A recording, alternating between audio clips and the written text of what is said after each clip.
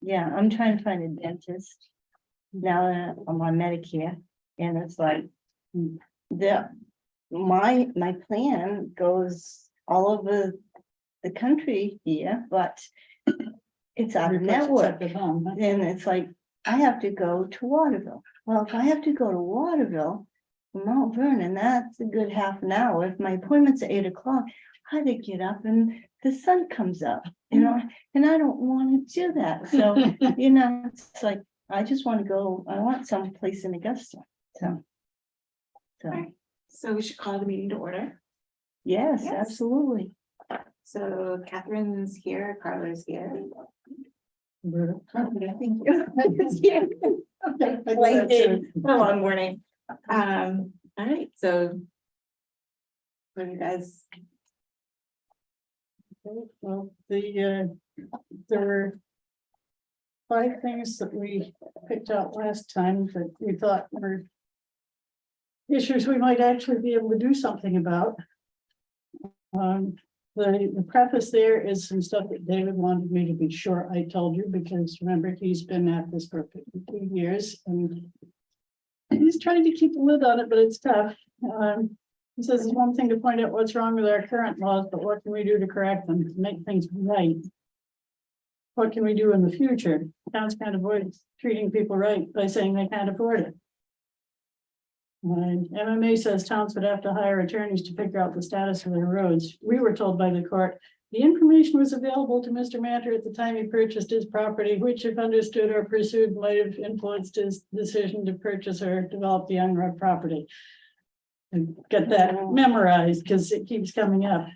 So if he was expected to figure it out without even having the internet at the time,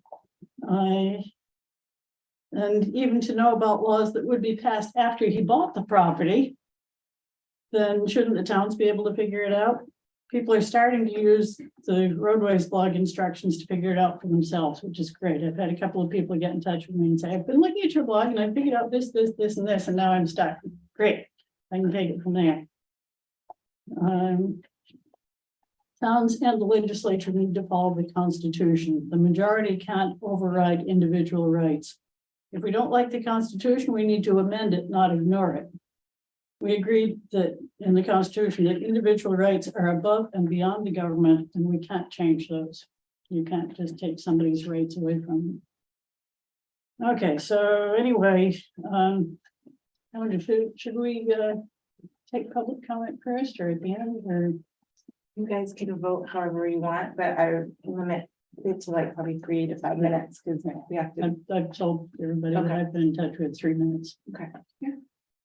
You want to have some speak first? Can I get everybody though who's gonna give testimony to sign the sheet with your name, address, so I don't have to try to then find you, like track you down? Who's giving testimony today?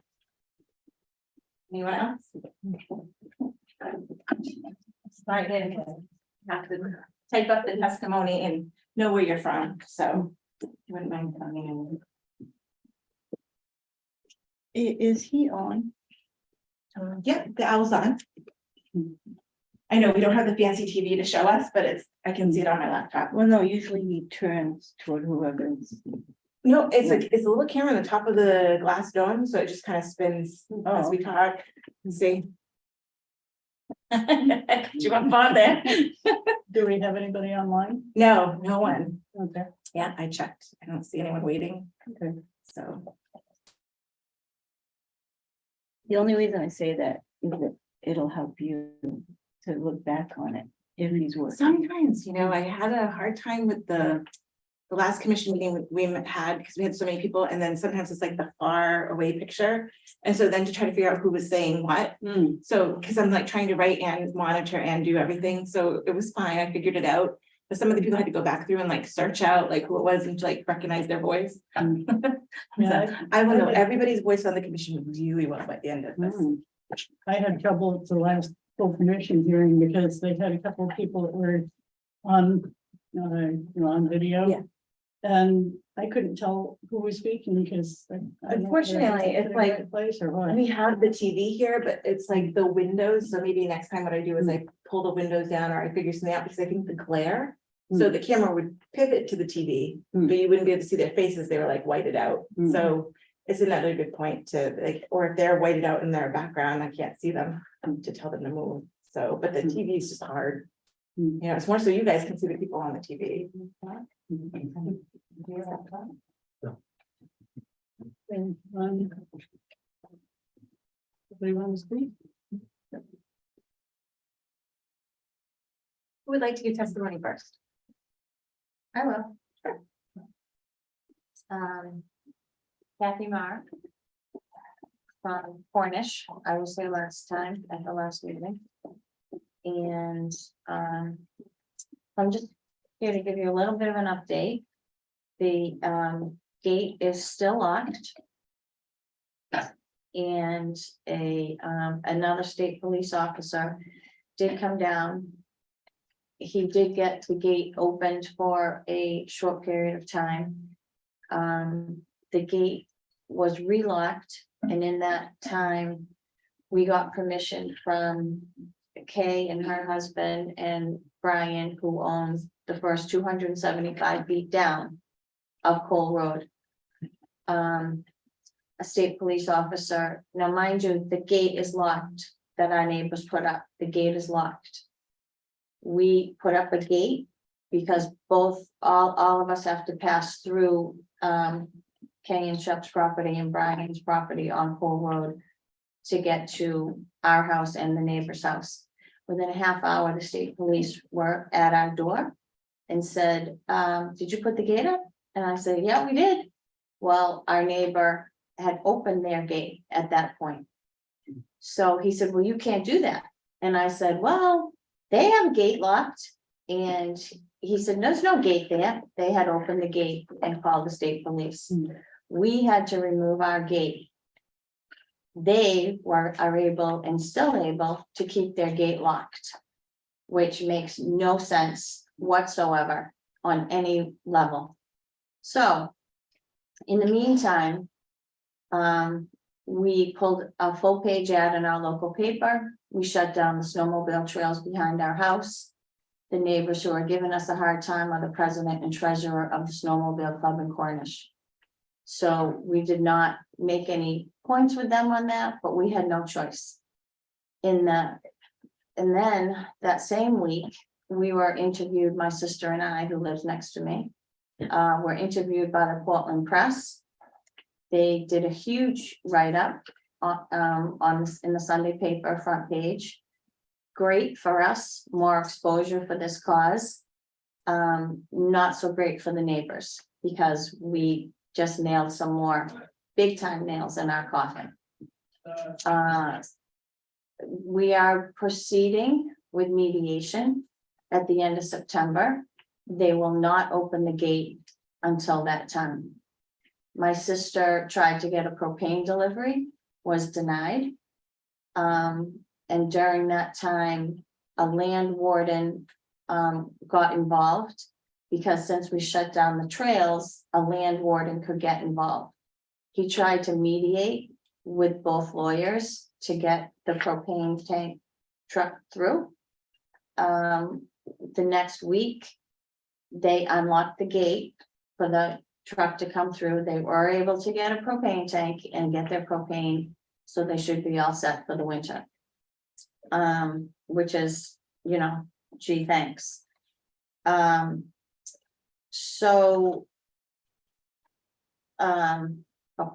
Speaking of the Constitution, I did call the county sheriff to ask about our civil rights and our rights not, you know, there's a statute in the Maine Constitution that says we should be able to access our property. There should be no denying it.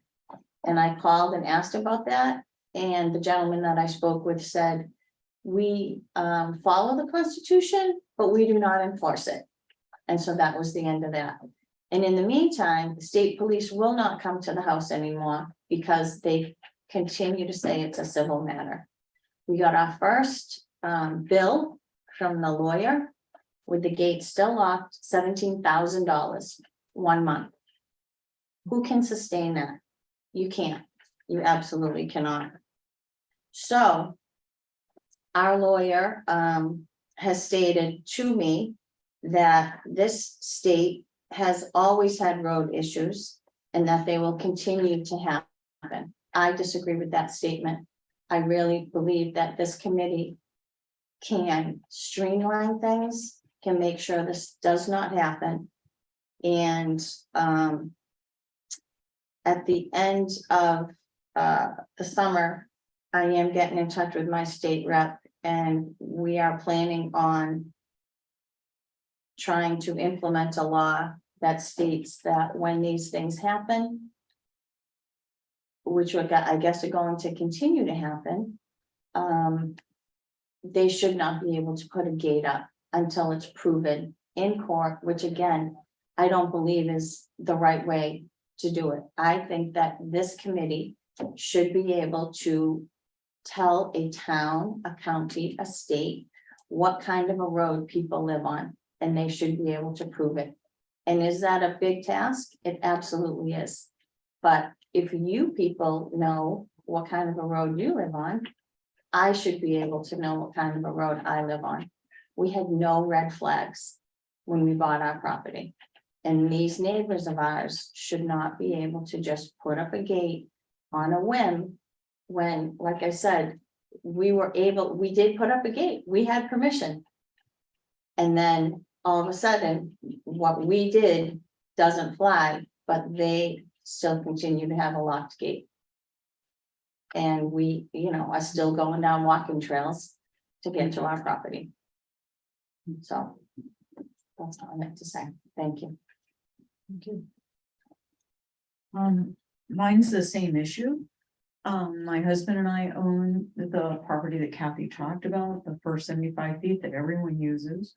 I'm sorry, can you first state your name? Oh, I'm sorry, Kay Shepherdson. I'll just read this, it's easier. We own a large portion of land abutting Cole Road, including the parcel intersecting Kimball Hill Road. The gate on Cole Road keeps us from accessing the portion of our property beyond the gate. So it's the gate, it's our property, the gate, a 5-acre, little 4-acre piece that George owns, where he owns both, the Du Bois own both sides of the road. And then our property continues up until it meets Kathy's and Mike's. So we own a large portion. We own the other side of the road. Each family building on Cole Road was issued a building permit by the town of Cornish with Cole Road as the mailing address. Our property also has Cole Road as the mailing address. Road is defined in the Cornish land use ordinance as not including ways which have been discontinued or abandoned. And a building permit requires 300 feet of frontage on a private or public road. So if the road is public, the gate is illegal. If it's private, the Du Bois are trespassing on our property each time they access their property. So we, as none of us in this room do, how can that possibly be legal? We're concerned about our neighbors who have no access to their homes, as well as for the safety of anyone hiking the numerous trails around Cole Road, many of which are on our property. So if there's an accident, the best way to get there might be probably Cole Road. So it's quite a concern just from a humanitarian aspect, never mind the ridiculousness of not being able to access one's property while someone is trespassing on your property.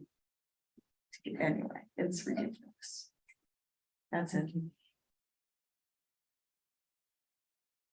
I'm Jennifer McCoy. I have pretty much the same problem. I have over 100 acres in Avon along the town line for Strong, and it's also, I guess, stuck between two counties. It's really a confusing mess. I've shut down the snowmobile trails.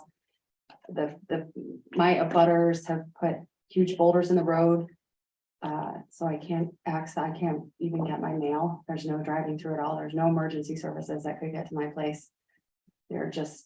It's just a mess, and they refuse to communicate at all. So there's nothing for me to do except for hire an extensive lawyer. And I mean, I've got other legal battles going on, so it's just a mess that we're just forced to you know, I'm a disabled veteran and I live where I do on purpose, and, you know, my neighbors threaten to, you know, cut my access off if I don't, you know, let them do what they want and act like they want, and it's just, it's a mess. Can you show the picture? They've put these huge boulders in the road that, the road, I guess, I was doing a lot of research trying to figure out all the details of it because it's, was a county road, and one side of the road has, one town has discontinued it and the other side didn't, and it's just like everybody throws the rock, like tells me to go deal with somebody else, so I just am like running circles. And while nothing gets Nothing gets done, done. and, you know, I'm trying to just live my life, you know, not cause any problems, so, it's a mess, so I'm just here super last minute to try to just, I don't know, maybe share that this is happening to a lot of people, and it's, I don't know how moving forward, but I'd love, I don't know. Thank you. Okay, well, one of the issues that we talked about was limiting liability for people who maintain these roads. How it should be is if a town grants a building permit on a public easement, the town becomes responsible for keeping the road in a condition suitable for what they have allowed to be built. But a town can't deny a building permit without compensating somebody for the lost value of your land. So they can't say, well, because it's a discontinued road, you can't build it. Your land is now useless. So if you said a person can build on a public easement without a building permit, but they then become responsible for their choice, and also say the town can't tax them for any increase in the value of their property. I don't know if that's something that would fly, but it seems to make some sense, and what we have now doesn't make sense. Another possibility is use Title 14, Section 159A, limited liability for recreational harvesting activities as a model. And maybe Title 7, Section 4103A, which is limited liability for equine activities. Could use that as a model for legislation to protect landowners who provide maintenance for a public easement, or who provide snow removal on a road that's been closed to winter maintenance pursuant to Title 23, Section 2953, which is closing of roads in winter. One thought that I think is kind of important is that we should prohibit winter closing of a road that anyone still lives on year round. I think that's ridiculous. The way the law is worded, it says that the town shall take into account population. And they've been taking that to mean, well, oh, if there's only a few people living on it, we can close it to winter maintenance. And then we can tell the people, but you can't plow the road either because it's illegal for a private individual to plow a public road. So basically what they're doing is it's a functional discontinuance for several months of the year. So my thought is if someone moves in onto a road that's already closed to winter maintenance, the town shouldn't have to resume winter maintenance until the end of the period for which it's closed. They can close it for 10 years at a time, up to 10 years at a time. But the resident should be allowed to provide his own snow removal. And I'm thinking if you required or at least allowed signs to be posted to warn the public that the road is not maintained at public expense or for public use, and that they use it at their own risk. And how about giving the landowner a tax credit on his bill equal to the cost for plowing up to the full amount of his tax? He's providing the service, he's plowing it. He's not getting the services from the town, so why should he have to pay in his taxes and then pay again to maintain the road? Well, there's a way to word that.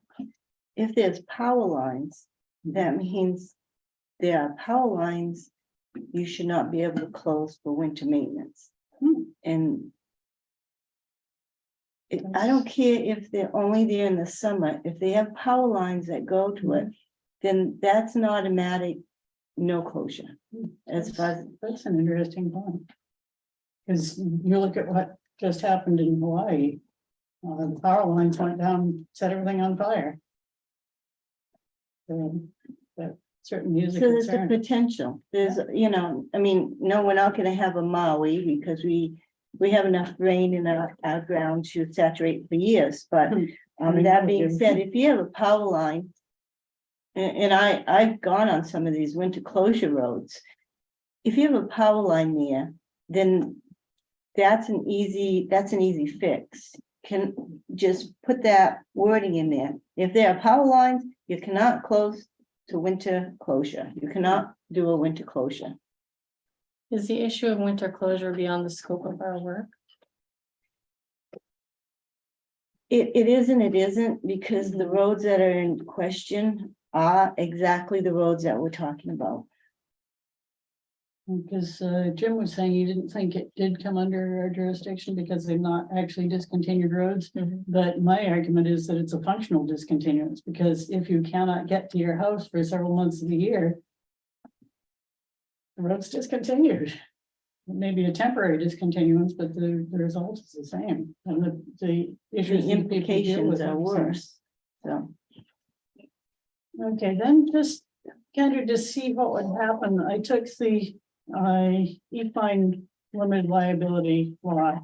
And I just took out anywhere that it said an equine professional and plugged in prisoners maintaining the road.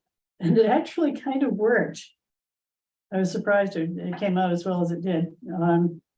Liability, a landowner, resident, lessee, contractor, or any other person engaged in maintenance of a privately maintained road is not liable for any property damage or damages arising from the personal injury or death of the person traveling upon the said road by foot, horseback, human-powered vehicle, motor vehicle, ATV, snowmobile, or any other mode of transportation.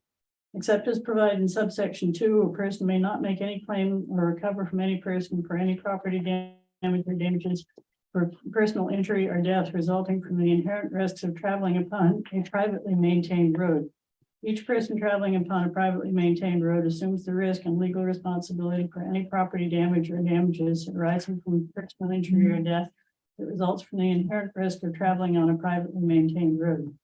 It is the duty of each person traveling upon the privately maintained road to act within the limits of the person's own ability, to maintain reasonable control of the vehicle at all times while traveling upon the road, to heed all warnings and to refrain from acting in a manner that may cause or contribute to the injury of any person or damage to property.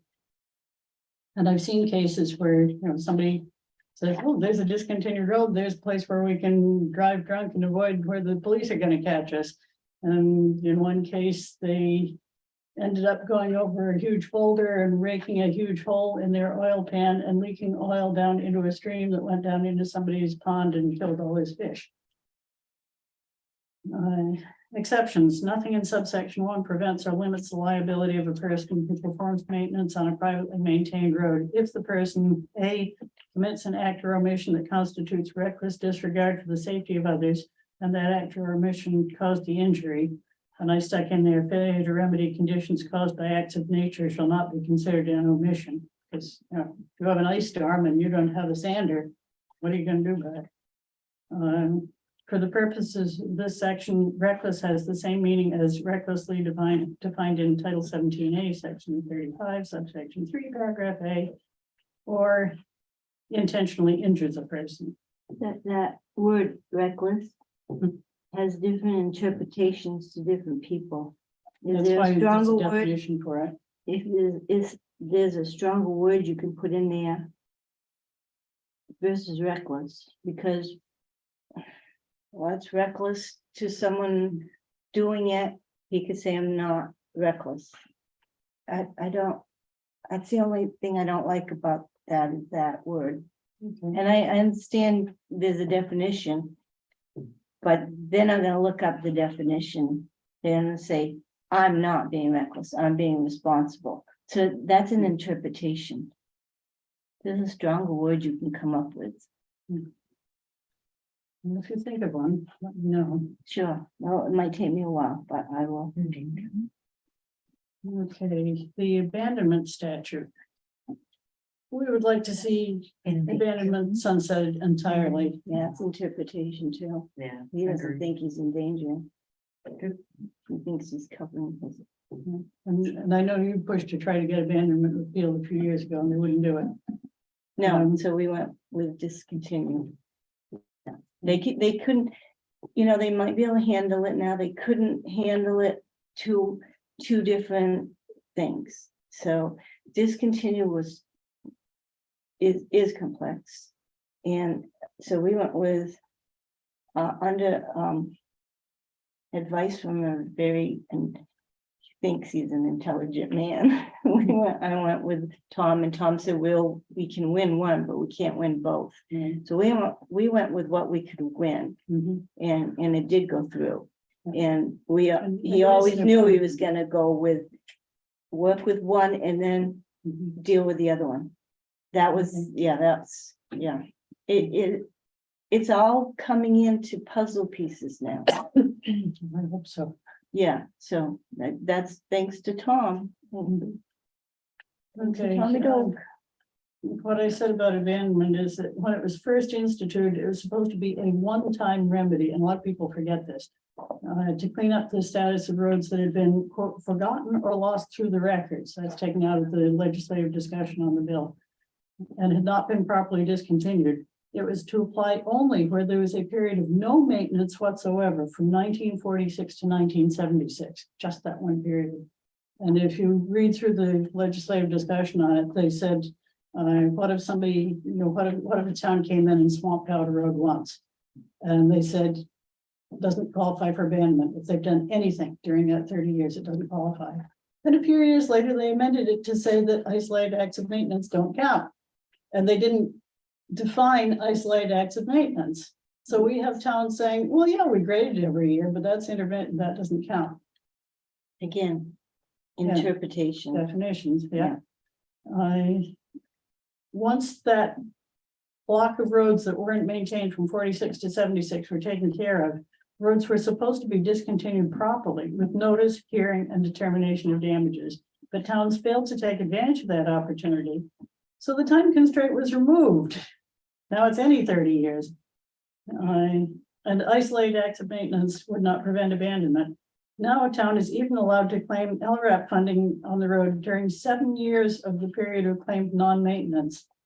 LRAP funding is a little funny. It doesn't mean it's funding that the town gets from the state, but it doesn't mean that money has to go onto the road. What they do is they count the mileage of each of the roads that the town claims to maintain, whether seasonally or year round. And that number is used to determine how much state funding the town gets to use on any of its roads anywhere. So saying that they collected LRAP funding doesn't necessarily prove that they actually put any maintenance into the road, but they're using our tax dollars by claiming something that they're not actually maintaining. And if that happens to be my road that I live on, and they're claiming LRAP funding because of the road that they're not maintaining for me, that's, that irks me. Anyway, since then, towns have taken to simply neglecting roads in violation of 23 MRS 3651, which says they have to keep all townways safe and convenient for the motoring public. So they just neglect them until they can claim them abandoned. And that way they avoid making compensation and going through the whole proper process for discontinuance. If we must keep abandonment, it needs some changes. Currently, it says counties can abandon town ways, which they can't, but it doesn't say they can abandon county ways. It's kind of a glitch in the wording that it says a municipality or county may abandon a town way. But municipalities, counties no longer have jurisdiction over town ways. So it implies that they can also abandon county ways, but it doesn't actually list county ways in it anywhere, it just says town ways. So one thing that needs to be done is to go through the whole statute and a new place where it says town way, say town way or county way. Let's see. But isn't a county way now a town way? Only in organized townships. In the unorganized townships, there are county ways that are still county ways. Okay.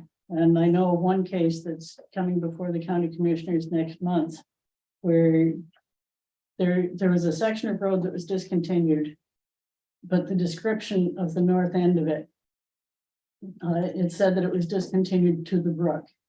And the petition said to the west branch of the brook. And the response just said to the brook, and it was taken to mean to the east branch of the brook. So there's this piece in between that's sort of in limbo that the county hasn't maintained for years, but it was never discontinued. So now there's a petition to discontinue that piece in between with a public easement so that the abutters are guaranteed access. Okay, let's see, 2B, the municipal officers or county commissioners vote to declare the townway discontinued by abandonment at a regular scheduled meeting of the municipal officers or county commissioners. And I realized my highlighting didn't come through when I printed it because my printer doesn't color in. So, yeah, if you have it printed off from the online. Thank you. Okay, the last sentence of 2B, or last two sentences, I added in. I said a public easement must be retained if failure to do so would leave any property legally landlocked. At any time, the abutting property owners may use the discontinuance process as detailed in 23 MRS 3026A to extinguish the public easement by establishing a shared private easement. What it says right now is that the municipal officers or county commissioners have the discretion to decide if they're going to keep an easement or not. And it doesn't say anything about if it would landlock anybody. So they could just, under the way the law is worded now, they could just say, yeah, we're not keeping a public easement on this one, you're tough luck. So that needs to be corrected. Then going down to the last line of the next paragraph, it says 84 months of LRAP funding doesn't exclude the road from abandonment. And I would cut that down to 24 months. Yeah, maybe they don't catch it and report it right away, but 2 years should be enough. They should be reviewing what roads they maintain every year and reporting it to the DOT, and a lot of towns don't do that. But they shouldn't get away with it for 7 years. That's a bit excessive. That cuts down the period of abandonment to 23 years instead of 30. Then in the middle of paragraph number 4, the way it currently is worded, it says at least 25% of affected property owners are required to ask for a hearing on the abandonment. I think if anyone on the road asks for a hearing on abandonment, they should get it.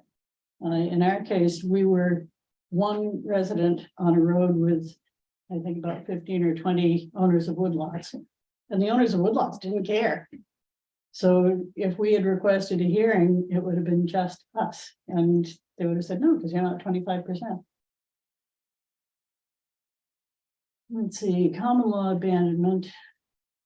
Oh yeah, on that paragraph 4, I added in that last sentence, the public hearing shall be scheduled no sooner than 60 days after receipt of the request for hearing. And the reason I said 60 days, I've known people that were notified that the road is going to be abandoned, and it can take them the first 30 days to figure out what that means, or to find out who the other property owners are, and to try to reach the other property owners, some of whom may live out of state, and then to try to figure out what they can do about it, and try to gather evidence that shows that the road was not abandoned. In one case, I came running into the parking lot with an email from the DOT saying, oh yeah, we have records of that road being maintained by the town until 10 years ago. And they were on their way into the meeting where they were going to have a hearing on it. We got into the hearing and the town said, no, we've already made our decision. We're not taking any more evidence. So they need to have at least 60 days to try to sort things out and gather evidence. Common law abandonment. The original, or as it stands now, all it says is this section does not alter the ability of a town to be abandoned under the common law, townway to be abandoned under the common law presumption of abandonment. So it sounds like they can just pick, oh, we're discontinuing your road without any easement at all. So I add on, a way must not be declared abandoned by common law, except when there is proof that either A, no property will be legally landlocked thereby, or B, the road has been entirely unused even by the owners of abutting property for a period of 20 or more consecutive years, as shown by evidence of physical obstruction of the road for that period, or by evidence of the age of tree growth within the traveled surface of the road. If the road has a cable across the end that's grown into the trees on both sides, so you know nobody's gone through in a very long time, that would be evidence that you could use. Or if there are 15, 20-year-old trees growing right up in the middle of the road, so you can't get through. Aside from that, you shouldn't be able to abandon a road without easement. Is this language that you're going through, Roberta, is it in a statute? And you're just What's adding what's language black is to in it? the statute. And which statute is it? This one is Title 23, Section 3028A. Amendment. And then the discontinuance statute. One of my problems with the discontinuance statute is it says that it can be used for discontinuing townways or public easements, but then it doesn't say much about how to discontinue a public easement. So I think if that could be made more clear, then lots of times you've had a road that's discontinued and they kept a public easement. And the problem is that the public is using the road and wearing it out faster than the abutters can keep up with it. And if the abutters can get together and say, look, we'd be better off with a private road, then they should be able to go to the town or the county at any time and say, we abutters have agreed, we want this to be a private road, we will take over the maintenance of it as long as the public isn't using it. But if it's still a public easement, we can't keep up with it. And they should be able to do that at any time, not just in the first year before the road gets discontinued. The way it stands now, it delays the discontinuance process, waiting that year to see if people can come up with an agreement. And if they can't after the year, then what? And what if the people already have in mind that they want to do that, they're all ready to do it, and you make them wait a year? So they should be able to come to an agreement at any time. And so I said, rework the above section. So if any property will be left legally landlocked, a public easement must be retained, except that at any time the abutting landowners may negotiate a shared private easement over the road or any inner portion thereof. I don't know how to word that. What I mean is that lots of times you'll have two people, like say, Kay, you and your husband are the first people on the road, and there's a whole bunch of other people in beyond you, and those other people all agree that they'd make it a private road, and these two say, well, we've got other access out on the main road, we don't need to agree. Then it stops the whole thing because you don't have everybody. But if you say that, well, if the people on the inner end can agree, then okay, block that part out. That part's no longer public. And after a few years, the people down here may say, huh, their part of the road is in pretty good shape now. Ours is still getting torn up by the public because now people come in, see that it's private, and they turn around and go out again. So hopefully eventually you get everybody to join in, and then the whole road would be private. But that brings you back to the same problem as we're facing now. You make it private, but they've been using it publicly for all those years. How do you stop them from going in? And this is where the gates are coming in. Yeah.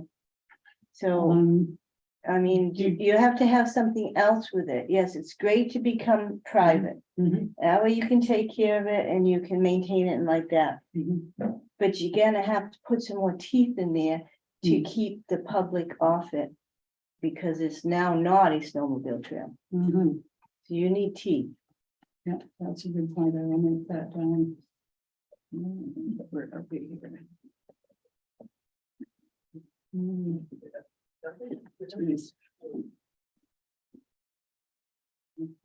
Which brings me back to finding a dentist. You think that's hard? Try finding a horse dentist. Yeah, even a farrier, they're getting harder and harder. Well, anyways, Okay, she's let's gonna see. get us back on track if we go off that, so. I know we need comic relief every so often just to keep from getting too bogged down. Let's see, upon such successful negotiation, the public easement must be extinguished. This is another thing I have a problem with 3026A.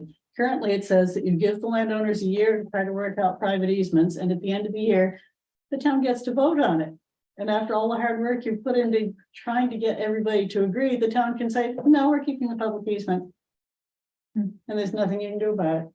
The reason it was put in that way was because MMA said, home rule, you have to allow the town's control over it.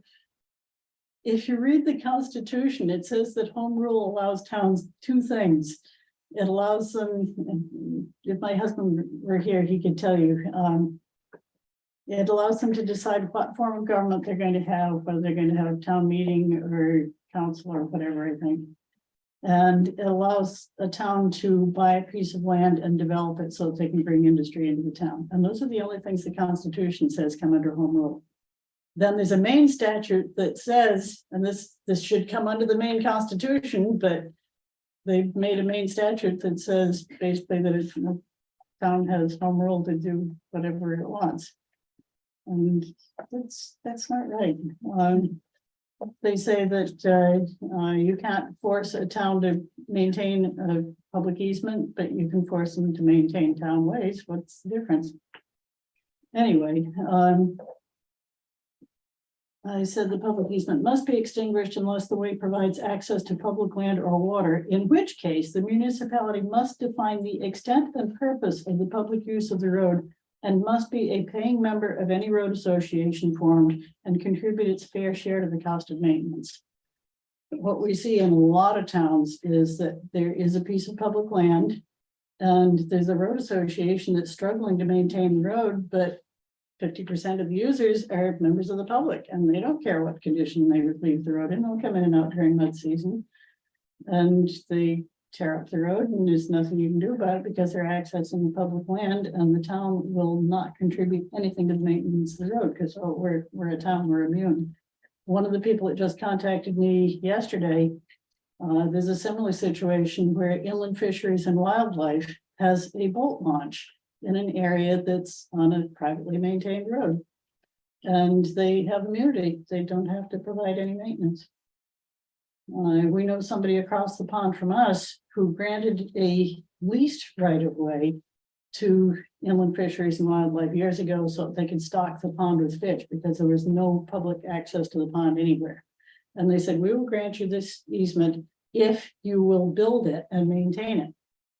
And until you've got it built, you can use our driveway. And as soon as they said that, Inland Fisheries started using their driveway and never stopped. And after a few years, the people said, you know what? It says right in the lease that you have to build and maintain your own right of way. You didn't do it, so we're cutting off the lease.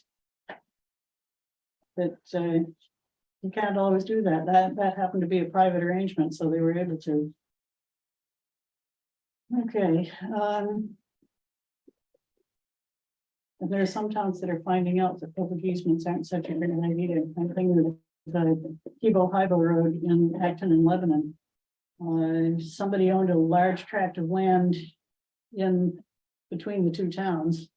And because the ATVs had ruined the road, they couldn't get to their property to do anything with it. So they said, well, we're not paying taxes on it anymore. Might as well give it to the town. So they gave it to the town for conservation land. And now the town is finding they can't get to their conservation land because the ATVs have torn up the road. Okay, minimum maintenance roads. This is one of the ones that we've really been emphasizing for several years now, and we haven't been able to get it through. In Maine, either you have to maintain a road to full townway standard, and the state sets standards for it, how many inches of substrate, how many inches of this kind of material, that kind of material, how many inches of paving, the width, the ditches, culverts, all this kind of thing. Or if a town can't afford to bring a road up to that standard, their other alternative is to discontinue it and do absolutely nothing. And there should be something in between because not all roads need to be brought to full town road standard. There are some states out in the Midwest that have minimum maintenance roads. New York came up with a really good bill that seemed to cover all the notice requirements, all the due process requirements, and it didn't pass. And they revised it and tried again a few years later, and again, it didn't pass. But I believe I sent you already the two versions of the bill that was presented in New York. It wouldn't be exactly the same in Maine because, for example, we have logging roads, which they didn't include in their bill. But some suggested classes of roads that we could have. We could have logging roads, the logger to be responsible for leaving the road in no worse condition after a logging operation. Fire roads, which would just need to be inspected at intervals and remove obstructions such as blowdowns. Farm roads, similar to logging roads, the farmer is responsible for leaving it in no worse condition than he found it. Industrial roads, roads used primarily for access to a business such as a lumberyard, quarry, mine, etc., similar to logging roads. I know of one case where there is a road that has both a stone quarry and a lumber mill on it. And neither one contributes anything, and they expect the person who lives on the road to maintain it for them. Access to public land or water. The public would have to provide sufficient maintenance to support the designated public use. Camp roads, summer only, would be equivalent to the current townway summer. And then low volume residential roads would have a gravel surface. Maintenance would include at a minimum grading once or twice annually and gravel added in the worst spot. The states that already have minimum maintenance roads will not allow a road to be reduced to that status if anybody lives on it. Here in Maine, we can cut off all maintenance, no matter how many people live on it. So I think in most cases, people that live on these roads would be happy if they got little. And then maybe we could build on it from there as these roads get improved. If each year you grade it and fill in the worst mud hole, you know, each year the road gets to be a little better and a little better. So who are you suggesting does the gravel surface maintenance and grading once or twice annually? Who do you suggest does that? That would be the town, but that's all they have to do. They don't have to bring it up to town road standard. They just have to grade it a couple of times and bring in a couple of truckloads of gravel. The farm roads or the public easement? That would be on what would be designated as low volume residential roads. That could include public easements, and it could include discontinued roads. But it also could include camp roads, and it could include fire roads, which are also camp roads. Yeah, This is something that would have to be worked out, Yeah, how the definitions would go. So I said, these are just throwing out ideas Yeah. to start with. towns never, yeah, towns never agree to that, because they have, well, you know, this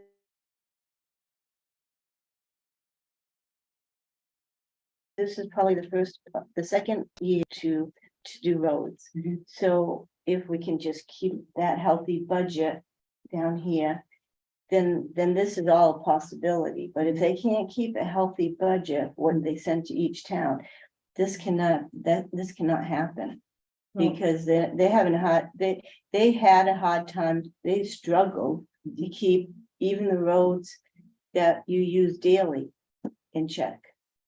How about if we said that instead of discontinuing the road, you have this option? So they would be reducing their costs on some of these roads that they're currently maintaining that they want to get rid of. But they wouldn't be getting rid of them entirely. And if they just did part of it, like just the grading brings it up to some kind of standard. Mhm. So, I mean, I live on a dirt road. We had 5 truckloads brought in. Mhm. We can't do that every year. We have 4 residents year round, and we have 4 residents that are seasonal. Mhm. So to ask the town to come and do it, I would ask them to come and grade, because that would bring it up to, so we can this is a great idea. But instead of asking for the moon, let's settle on a few stars, you know, and if they would come and grade, Okay. that would be, they could stomach that maybe a little bit easier than having to do everything. Mhm. The grading is a big deal. It smooths it out, and then you can bring the gravel in if permissible. We do, and I think it's a private road now. We do, but just the grading Mhm. is a really good start. Yeah, it is, because if you can grade it with a proper crown, Yeah, then the exactly. water sheds off to the sides of the road instead of going down the middle of the road.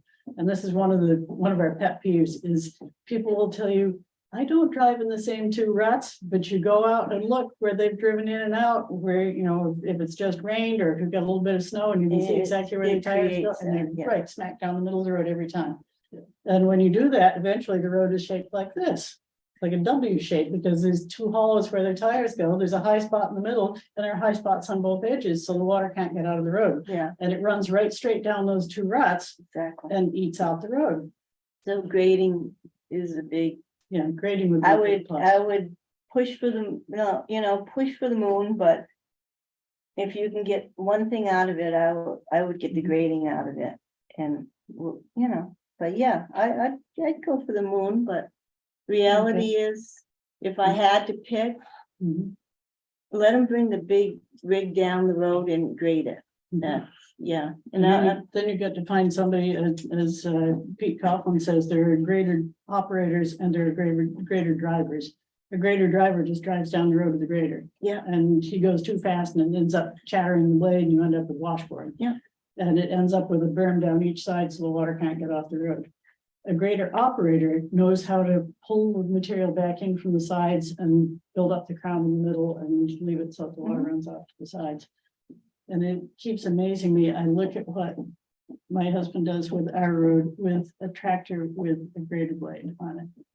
And the grader blade is not much wider than the tractor. And he can't crab walk a grader, you know, the way you can with a grader. But he manages to get a crown into a road that has virtually no gravel on it.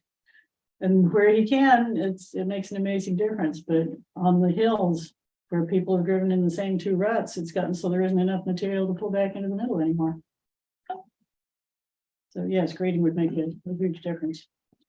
And then one of the big objections to doing anything on these roads is funding. And MMA keeps saying unfunded mandate, and they don't care that it's an unfunded mandate on landowners. But I suggested funding to be derived from the increase in property taxes that results from property being converted from undeveloped land to residential property. And this is something that we see all the time. And for example, on our road, they were all woodlots. There was our cabin, which was a seasonal camp, or the town had been saying was a seasonal camp. I think somebody had lived in it year round one time. But the rest were all woodlots. And then when they'd cut all the wood there was to be cut, they started selling them off for house lots. Well, now instead of having the tax revenue from a big lot of land that's in tree growth, it's been divided up. There are 3 houses on it. And you're getting tax revenue from 3 houses. Why can't some of that increased revenue go back into the road that generated it? But instead, what they do is they take that tax money, and because they don't have to put a penny into the road, they can use all that money somewhere else in town. And in our case, none of the people on our end of the road has any school-age children. None of us really uses any of the town facilities because we're so close to the Wayne town line that instead of going up into Fayette, which you have to go into North Wayne first to get there, we just go into Wayne and do our business there. So we're not using the town's roads. We're not using the town's library because the Wayne library is closer. We're not using the Fayette General Store because the Wayne store is closer. If there were a fire, they'd get to us faster from the North Wayne Fire Department than they would from Fayette. And yet we're paying taxes because we have a house on our property now. What do we get in return for our taxes? well, you So don't get it's some of trash, that. you don't get trash pickup, that's for sure, you know, and you don't. But if I had a choice, I'd go to Wayne, absolutely. Mhm. It's, Yeah, we feel like we'd It's like to beautiful. secede from Fayette. And Yeah. move it away. oh, yeah, it's just beautiful. Then the question is, what would be the formula? Do you say that the entire increase goes to maintenance of that road? That's not quite fair because when you move in, yeah, you are getting some town services. But if you take whatever the town's composition is on their how they spend their tax money, say they spend, I don't know, what would it be? 40% on schools and another 40% on roads, or It's higher on schools. whatever It's percent higher they than 40, yeah. whatever it's percentage of that tax dollar they spend on roads could go back into the road. You also could earmark a certain percentage to go for road maintenance. Like they do for tarring, that's a whole separate fund. So you could earmark a percentage. And it doesn't have to be that high, because if you wait 3 years and just do, get a 5-year plan and do certain roads 1 year, but percentage it out to do another section another year, it's doable. It is doable. You can put aside, you can put aside. And one thing that we've figured out is that for our approximately 3/4 of a mile of road that we maintain, before we had as many houses on it, we could do it for about $1,000 a year. Then it went up to about 2,000 per year because we got more houses. Now we got more houses and 2,000 a year isn't doing it. But say we've got a population of 1,000 and it takes $2,000 to maintain, let's say, half a mile of road. Which is better, to have one person paying that $2,000, or to say, if everybody in town just pitched in $2, we could maintain our road? But they say, oh, no, if we have to maintain your road, it'll increase our taxes. By $2? Really, you're objecting to that? Especially when each of these houses is now putting more in taxes than that into the town coffers? They don't see that, Alberta, they don't see that. I don't think it needs to be explained to them. Let's see, how are we doing here? On abandonment. Oh, no, the gates, on the Gates. prohibiting of the gates. Yes, we want to get to gates, and I think this is the last section. And I had several suggestions on this. We've already got some statutes that should allow removal of gates, but nobody will enforce them. Why? If a road is abandoned, there's a section in the abandonment statute that says removal of obstructions. If the municipal officers or county commissioners have declared a townway discontinued by abandonment and have retained a public easement in the abandoned townway under this section, the municipality, county commissioners, or an abutter on the way acting with the written permission of the municipal officers or county commissioners may remove any gates, bars, or other obstructions in the townway. But they won't. You call in law enforcement, you say, look, here's the paperwork. This road is abandoned. This road has been stated to have a public easement on it. Can you please give us permission to remove this gate? And they say no. Because it's civil. Then there's another one that's in forestry that says obstruction of discontinued woods roads prohibited. A person, unless authorized by the director, may not obstruct any improved woods road or way used for the removal of forest growth upon the discontinuance from use or abandonment of the road or way, if it may be reasonably utilized for preventing or suppressing forest fires. This provision does not prohibit a landowner from exercising the landowner's right to close or cause to be closed woods roads or ways by chains or gates. And what that last sentence there means is if you've got a woods road going across your own property, you can put up a gate if you want. And if your property catches fire and you've got the lock gate up, that's your business. But if there's a road that goes by and goes to other properties, you shouldn't be able to gate that if it can be used for fire access. And we've got this right in Fayette. We've got lots that were wood lots and that have been harvested off and on for years. Still every few years, somebody comes in, cuts off another one. These are abandoned roads or discontinued roads. And yet there's nothing, nobody is enforcing not obstructing those roads. Somebody can put up a gate and stop people. Same thing with the road in Cornish, that most of those lots in there have been harvested for years. You look at the historic aerial photos, you can see where one lot after another gets harvested. And those lots were owned by International Paper and SD Warren and a few small logging operations. And that's been historically forest land. I think there may be one lot that's still in tree growth. My sisters. So that should qualify for not obstructing it. Why can't they enforce it? And I was wondering if maybe Brian Bronson could give us any information on that since he's forestry. Mhm. Yeah. What? I never know, I He's never knew what he agriculture and was. forestry. Okay. Yeah, I I had to thought it look was up on with the the route, I knew snowmobile somebody people and the ATV people. No, there's, Yeah, I John think Lodge? the off-road vehicle division is part of agriculture. yeah. Yeah, there's, landowner relations department. Right. But, he is with agriculture and forestry. Chris McCabe is with inland fisheries, and I think also involved in the landowner relations program. John Monk is He snowmobiles. is snowmobile, yeah, he's the new Bob Myers, yeah. Oh, okay, Then there's, but the forestry part of this. It would be nice to see the statute on that. You pick that up for us and write it out for us somehow? That, What is it that you wanted, the forestry statute? yeah, I printed it right there. right where, The obstruction of discontinued remove- woods roads prohibited. 23, 20, 28, 30, 28? No, the next one down, Title 12, Section 9602. 9602, yeah. Oh, okay,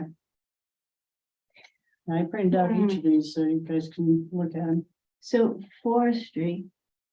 That's, you know how. You could do this too, when it comes to the power lines. They're in charge of those catching. And this is why this is the big concern with this, the corridor, because they do catch. We were traveling and we saw where a tree hit a line, hit the ground, and ignited it. Hmm. So winter maintenance thing, back to that, Mhm. if you have a power line, then you can't close it because of a potential this Mhm. happening. Is there a law that says that, or? Are you saying You we should- think, you would think, Roberta, it's a potential. Hmm. So you would think there would be something, you would hope. Hmm. But they're still closing these roads, and I went on one just the other day. And it went all the way through, but this road is closed. Hmm. And there's people living on it, and there's power lines on it. Hmm. If you have a power line, you shouldn't be able to close it to winter maintenance. Mhm. Does that mean you have to plow it? No, if someone on the road can do it, then release some of the liability and let them do it. Yeah, that's the. These are question. no common, I mean, this is a no common sense Mhm. solution. And it'd be good for the town, it'd be good for the person. Some people like to plow. Hmm. And if you live up that way and they close your road to winter maintenance, and you should be able to, Mhm. because they all have plows. Because they need to have plows. I don't get it, but yeah. I don't, yeah, okay, so I don't remember ever seeing that Yeah, in the forestry I think statute. that's one of the reasons that these don't get enforced is because nobody knows about them. Yeah, It's like, on, Perry Lamb's case, Lamb versus Town of New Sharon. The court said that, when a road is abandoned, the public has lost its right to complain to get the road maintained. And the problem is that most people don't know there is a statute that you can use to complain that a road isn't being maintained. And Perry did know, he had complained, and the first time the county ordered the town to repair the road, and the town just didn't. And the second time, the county ordered the town to maintain the road, and the town didn't, and he went back to the county and said the town isn't doing what you told them to, and they said, oh, well.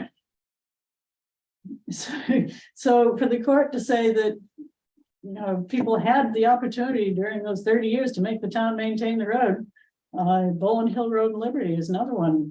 There were people that had at least summer homes up the top of the hill who repeatedly asked the town verbally or wrote letters to the town, but they didn't know about section 3651. So because they didn't force the town to do it, the town didn't, and 20 years later, they say, oh, we haven't maintained it for 30 years.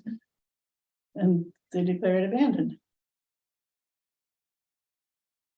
So one thing we could do is just plain educating the public as to what's available. That's one of the things I try to do on my website. I would not educate the public as much as educate that Educate town. law folk. enforcement. Yeah, the town founding fathers, the council, the select board, they need the education, because that is your first line of defense. When you have a problem, you want to go to them and you want to think they have the answers. You don't want to think they have a partial answer. You want them to be educated. Mhm. And then, and Question it's is, not, how do it's you not- educate them? Municipal. gee, Yeah, Maine Municipal's manual. municipal, yeah, right. Certain things in it too. There are some things in Maine Municipal's manual that I really disagree with. In a perfect world, I guess I should have asked. Yeah, that. yeah. But then the town selectmen don't read the manual anyway. Oh, they do. No, Some- I some mean, do. okay, yeah, okay, maybe some don't because they're gonna do it their way anyway, Mm-hmm. the old way. But I can tell you that I deal with a lot of, I don't have to anymore. But I dealt with a lot of the select board and the town council, and they want to do the right thing. Mhm. But when they don't know what the right thing is, they don't. But there's some that want to learn the right thing. Mhm. And And I have had a few selectmen get in touch with me and say, what can we do about this road? And I've helped them out. That's been great. yeah, I've had other towns where, you know, what I more commonly get from people is, we went to the town and asked them what the status of the road was, and they said, either they get conflicting answers depending on which one of the selectmen they Yeah, ask, yeah. or they get, we don't know, and we're not gonna look it up for you. Yeah, I'm not gonna come to their defense, Roberta, but they are overwhelmed and they're not keeping the longevity that they used to keep. So you don't have the knowledge there. And then, you know, and unfortunately, the knowledge dies off. Mm. So we don't have that. If they just have the knowledge to know where to look for the information, that would be a help. That, yeah, you know, that's your code enforcement officer. He had a manual. And they could, she, I have a she, so, I had a she, but if they had what we can put together, that's a step in the right direction. Mm. And then, and they need to have somebody that they can reach out to. They need that. So I have a question. I had tons of lobbyists that they would put me in touch with the right people. So when people call me and say, well, what can you do to help me? I don't help them. I put them in touch with the people that actually can help them. So I'm not in on it. And my first thing is, I'm not trying to pass a buck, but I can't help you and I won't get your story right and it'll change. So you talk to the right people. That's what your towns need to do. I'm sorry, we're on mic. MMA is Yes, it is recording, so it's being Nice. broadcast. So what you say, it does. not, MMA is not it. And it's because they're only in a small entity, and it's many towns, so. You need someone, they need someone they can reach out to. Or maybe the state just needs a road registry. They need a Oh, road. that would We be already helpful. asked for We that. have MDOT already, that's already mapping out the roads. Mm. And maybe that's something that the commission could recommend. Yeah, that's Or gonna be. make. a I mean, huge I just- advantage. Feel like, having listened to everything, it either needs to be. Maybe that's something to suggest, I don't know. We There has have, to be we have some- asked for that. We have asked for that. Mhm. And this is a quote, a burden on the towns to do. Not for the towns to do, They have to start with the towns. but what I'm saying is we already have. You already have the MDOT, which Pete has put a lot of work into. He's wonderful. Which is he's a really which is a put- really good step in the good Yeah. direction. And then I feel like. maybe it just does need to be worked back from there. And I don't know what you would want to see as a solution to that as a commission, but You want to see the towns, there are several ways that you Identify guys it. have been looking. yeah, At you need to making it- have, you need to have the towns identify each of the roads in question. Well, I think one of it is, you guys talking, I know Jim had been talking about the permits, the building permits.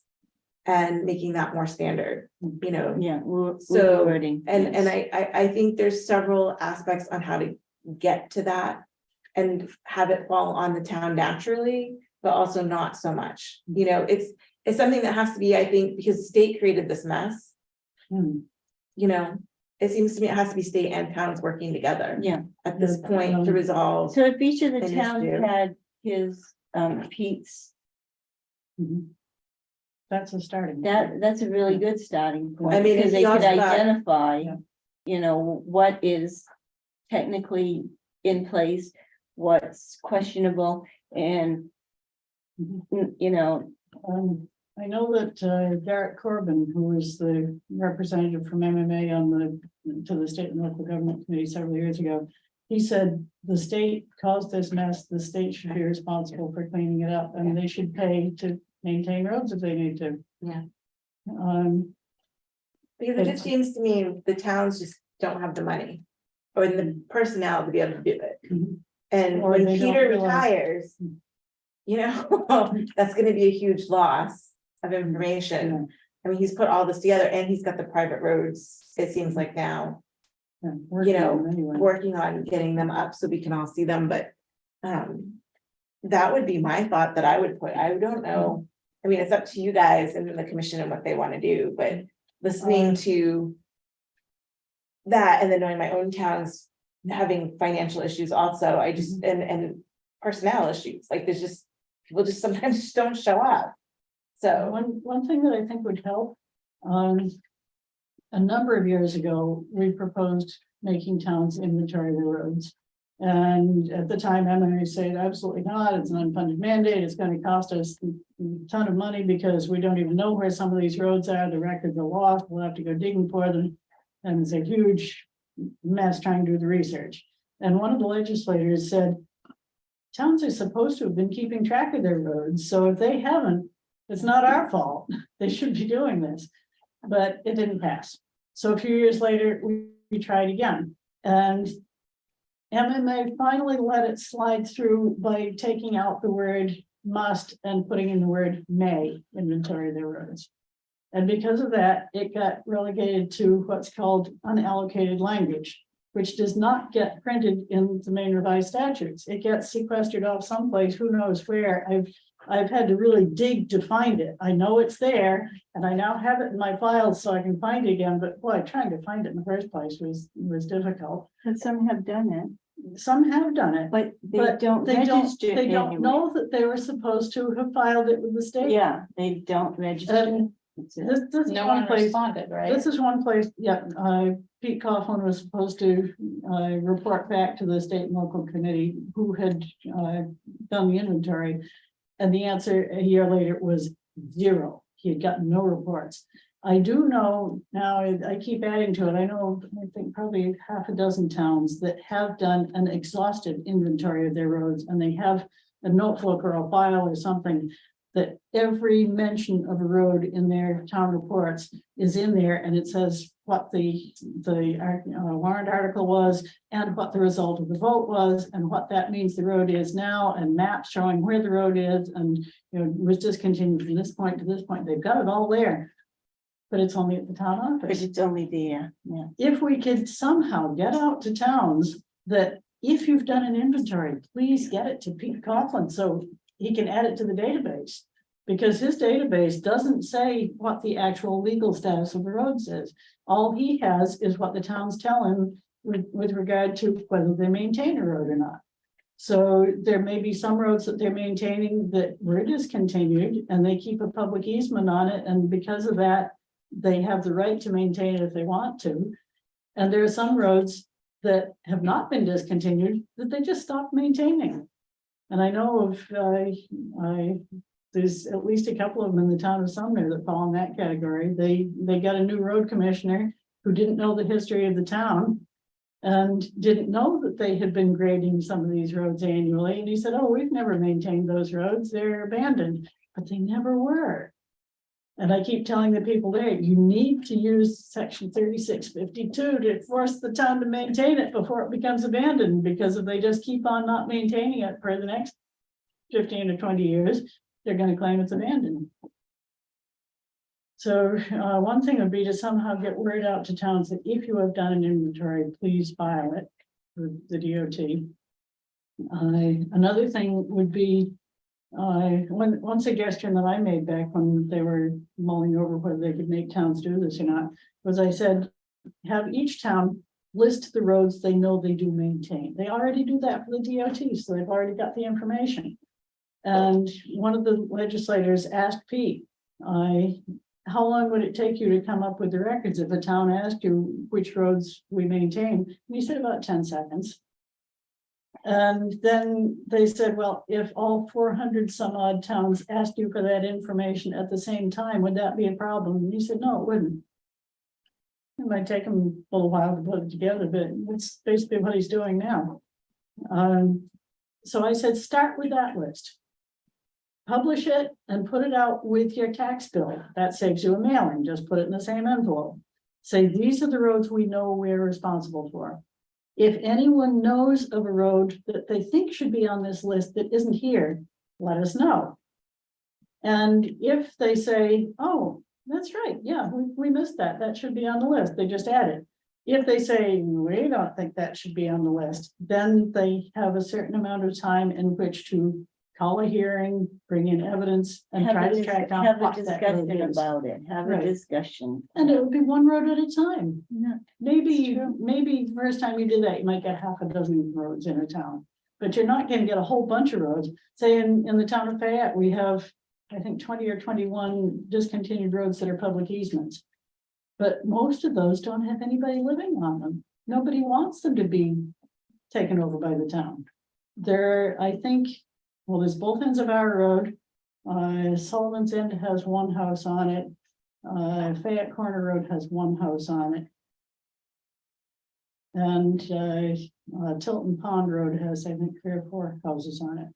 Those would be the only ones that would say there's anything different from what the town's list says.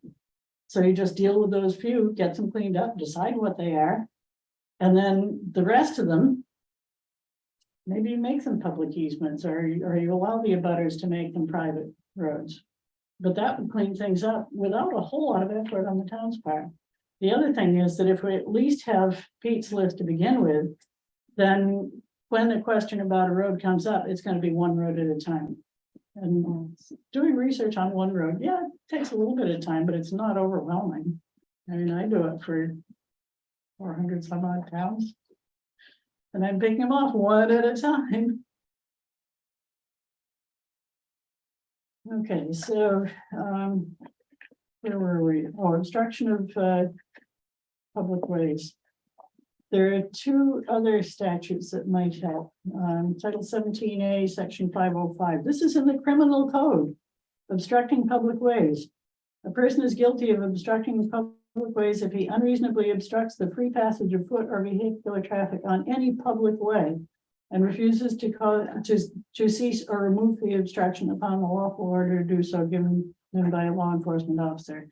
And then it says, as used in this section, public way means, and they go down through several things, and it includes a way upon which the public has access as invitees or licensees. That would include public easements, wouldn't it? I think so. And So what if somebody obstructs a public easement, Roberta, what are we on? What are we on?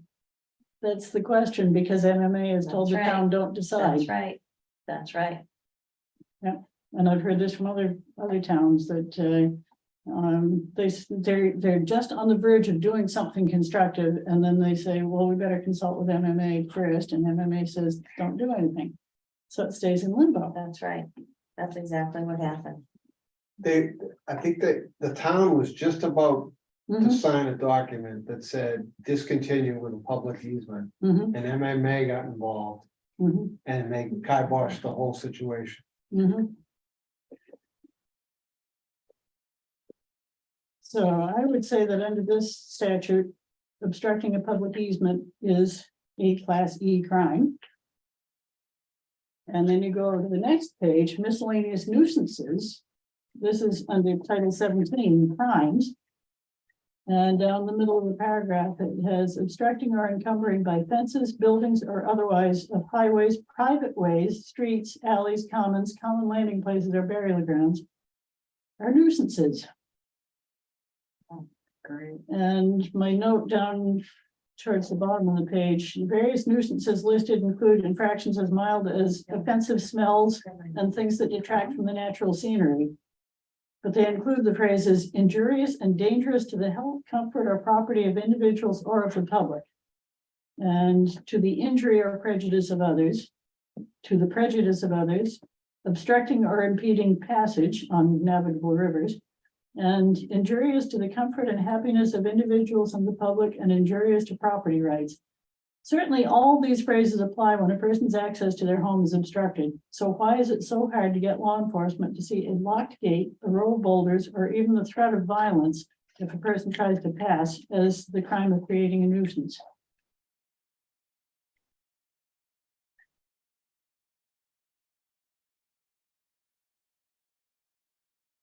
So that's limited to private ways, and it doesn't define private ways It doesn't anywhere. define private ways, but private, this is one of these definitions we're trying to figure out. A private way is defined as a public easement.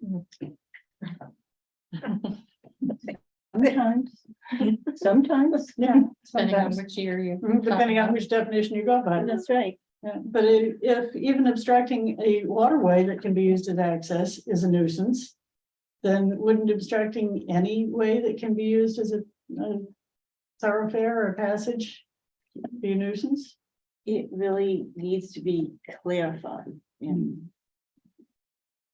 Not in our language. Hmm. In common sense language. Sure. I don't know how to say it. What were you just quoting? I just, where I read off the, that was my comment on miscellaneous That's a no. nuisances. I can send you a copy of this. That'd be great. I have a copy here, actually. Oh, I need an extra copy. First, one thing that my husband has been going into is, he says that our Constitution was written with a certain understanding of the English language. And the best way to find out what they meant by it is to go to Noah Webster's 1853 or whatever it was dictionary that was written around the same year as the Constitution. And if you look up in that, you find out what they really meant by it. And one thing he ran across, he's been perusing a history of Kennebec County, which is about this thick. Was written, I don't know, back in the 18 something or others, I think. And it talks about thoroughfares being laid out through the county by spotting the trees. Ouch. That's a thoroughfare. There's, the tree here with Americana, and the tree there with Americana, and you ride through between them on your horse. That's a thoroughfare. Yeah. Our times have changed. And this is partly why, when they were laying out private ways, a private way originally could only be laid out at the request of the owner of improved land, which was not yet connected to the public road system. And That's a great definition. That's great. I like that. Wow. that was the original definition of a private way. But it was a public road.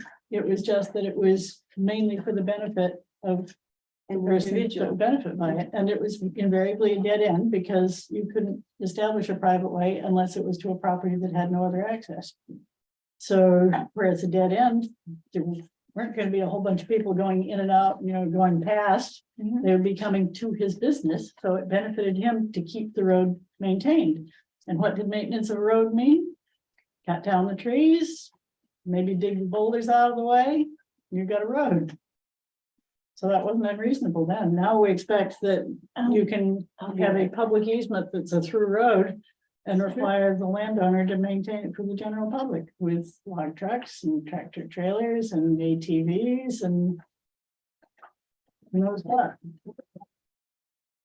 We take a 5-minute stretch and You guys would like to, would you like to take a 5-minute break? Sure. something 5-minute break stretch. then.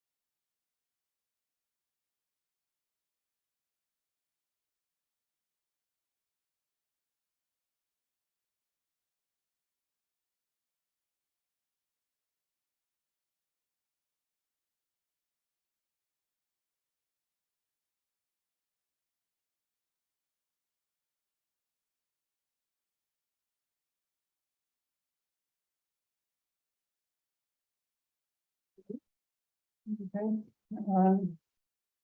So that was pretty much what I had, just down at the end there, I tagged on the, Westlaw comments on the, construction of private or public ways. Which pretty much said what I've already said, I think. So, ideas. Well, I have a question in terms of procedure and timing. Mhm. Are is anyone expecting us to have these recommendations finalized before the September 12th meeting? Is that? No? Okay. No, my understanding was, when speaking with Jim, he really wanted you guys to come up with as much of a list as possible. And then one of you will need to present it to the commission on what your ideas are, and then from there, they can kind of dig into it. I think right now, the priorities are important and we don't want to lose it, but we also have to do the terms. So the terms are first, but we That's can another also subcommittee. put into it the priorities. I mean, that was my understanding of the last meeting. I don't know all the notes I just typed up and stuff. But we have to have a final on this by the end of the year. Yes, So it is important. Time the sensitive. sooner, It the is sooner time, we're able to yeah. get down the information and the points, which I think even Jim was saying, if I remember correctly, that the fewer points, the better for Congress, because they get sidetracked, or the more we open ourselves up to, but we can put out like our top 3 to 5 things that would hopefully help fix things now as much as possible.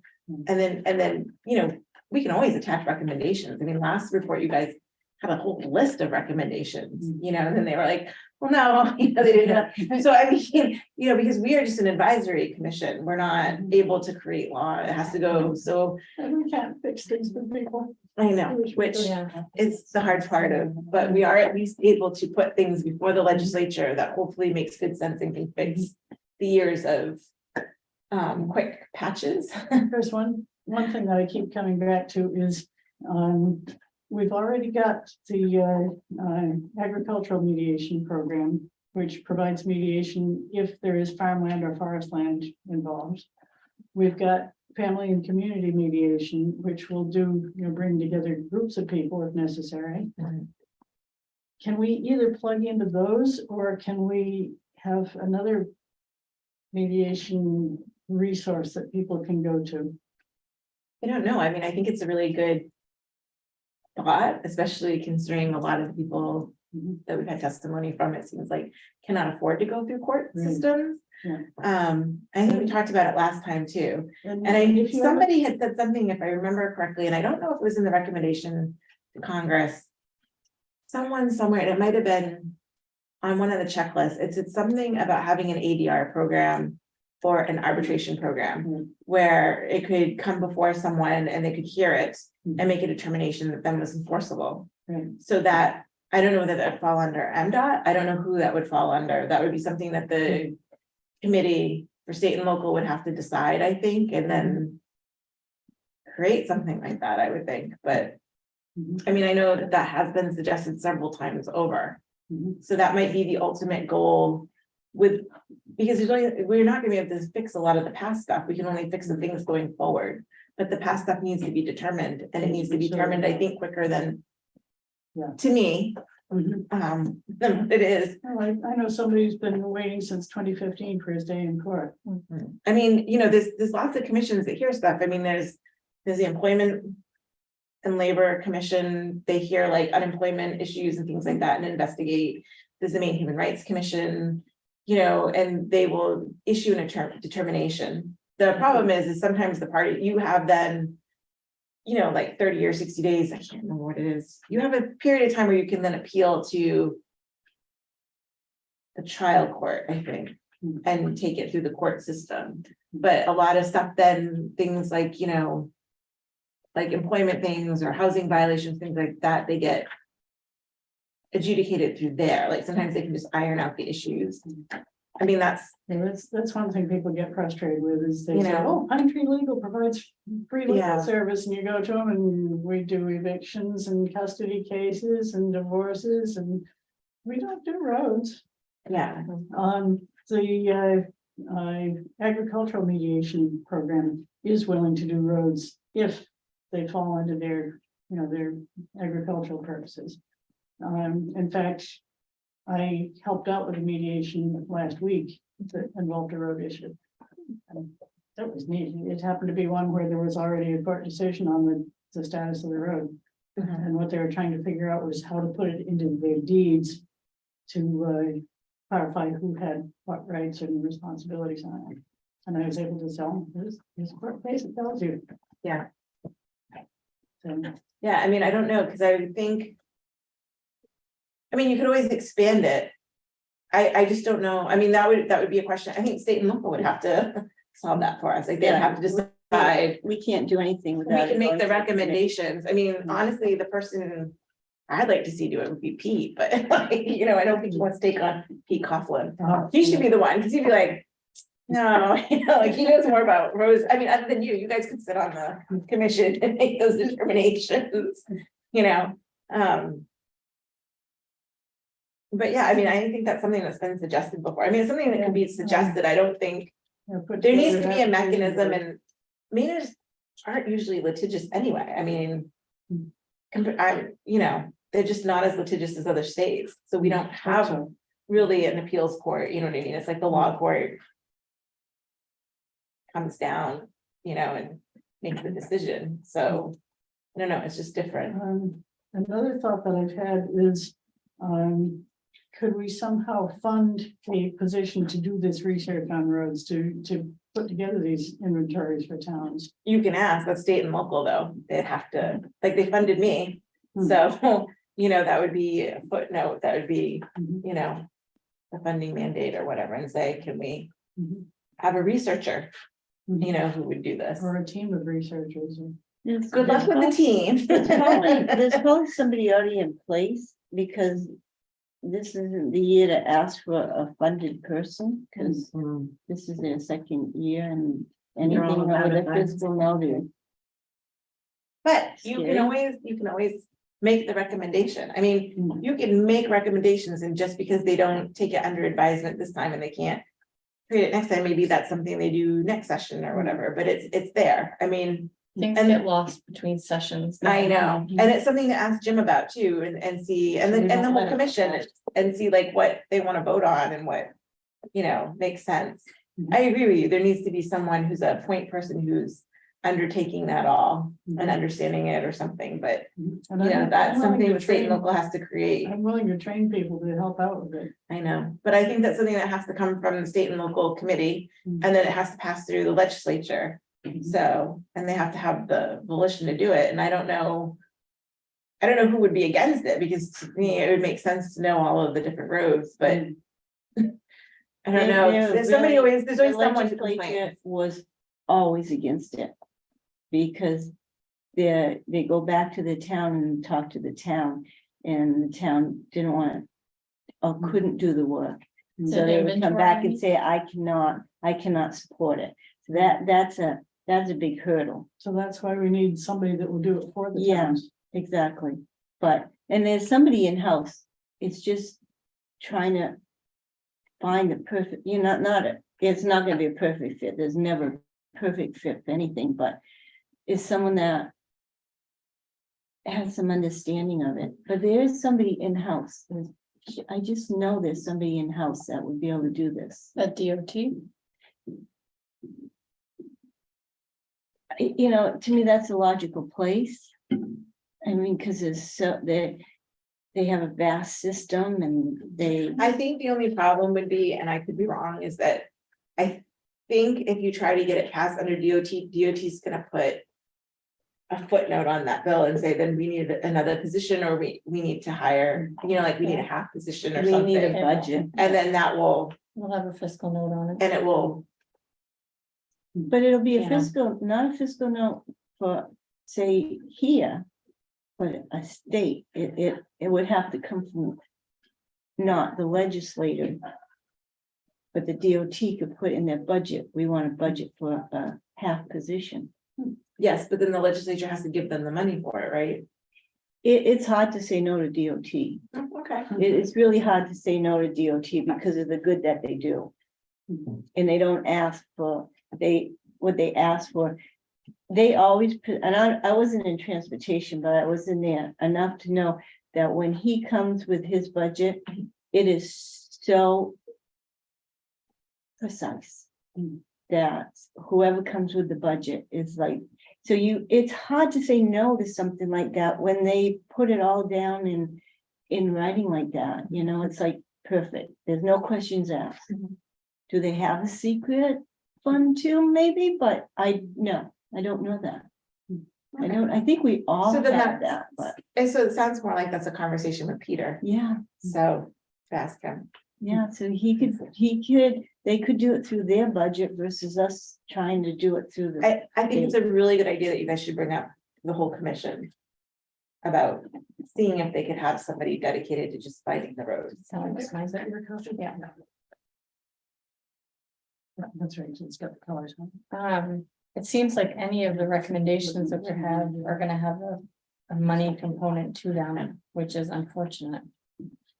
Well, I mean, there's a lot of mess that was created by all the different laws and the changing and not really thinking things through, or the legislature thinking they had.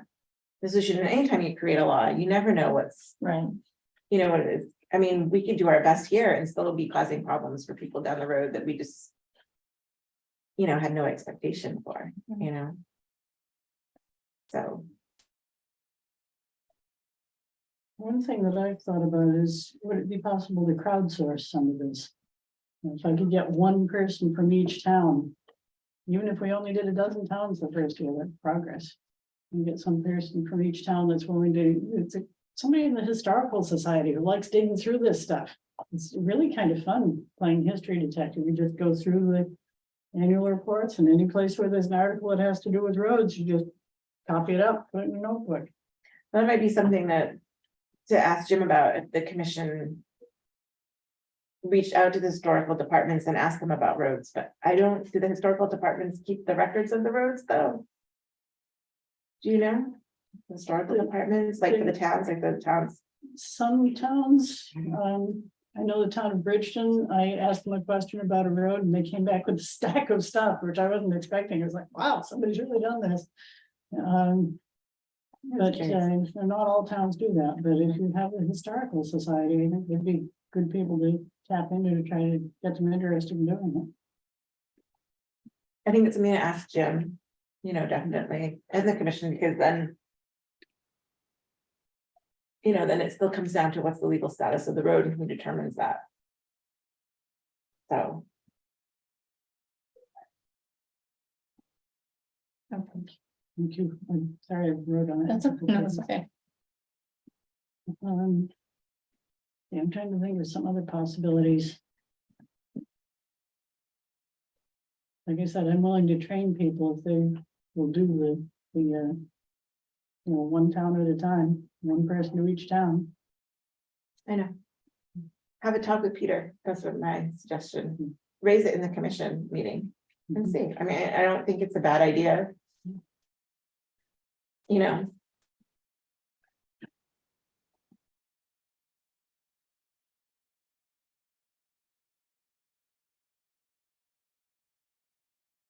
Well, that's another thing I was thinking of. Years ago. Let's see, when it would have been in the late 1970s or early 1980s, because it was right around the time when I moved up here. The DOT Division of Rights of Way went through all the county books and copied out everything they could find that had to do with the road. And that's basically what needs to be done with the town reports, just do the same thing. So Division of Rights of Way did it once, they've got this whole database. This is where I had gone in and asked them what they had on the status of county roads. They pulled out all these files and started showing me, and I said, "Ooh, is it possible to get a copy of all the discontinued roads in all the counties across the state?" And I was thinking they'd give me a list. And they said, "Sure, come back in a few days, we'll have it for you." And I came back in a few days and they handed me a binder this size and this thick. Mhm. And it's just one line after another of road, and it's alphabetical by town. And you got that from where? Got it from the Division of Rights of Way, the DOT. And this was back in the 1980s that I got it from them. And Is several there a years, new list? Hmm? Is there a new list? Have you asked about? what happened was that they had it on an old computer. And years .com? later, I went to, I was giving a talk for the Register of Deeds Association. And I had the book with me and they said, "Oh, that book is wonderful. Can we get a copy of it?" And I said, "Well, it belongs to the DOT, not me, but I'll ask them." And they said, "Sure, copy it all you want." And I said, "Well, can you print it out for them?" And they said, "No, we can't because we no longer have the computer program that does that. We can't sort them by discontinued roads anymore.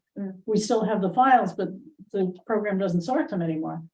But they gave me permission to copy the book that I have. And the registries of deeds paid for it, paid for the copies, and now each registry of deeds has a copy of that binder. Hancock County digitized it and put it online. And I can send you the link to it if you want to see it. Well, I'm thinking. The registry of deeds took yours. I wonder if they acted on that and through the registry of deeds, they get everybody's property in, and I wonder if they have something on file. Well, the thing is that all it is a listing of discontinuances of county roads.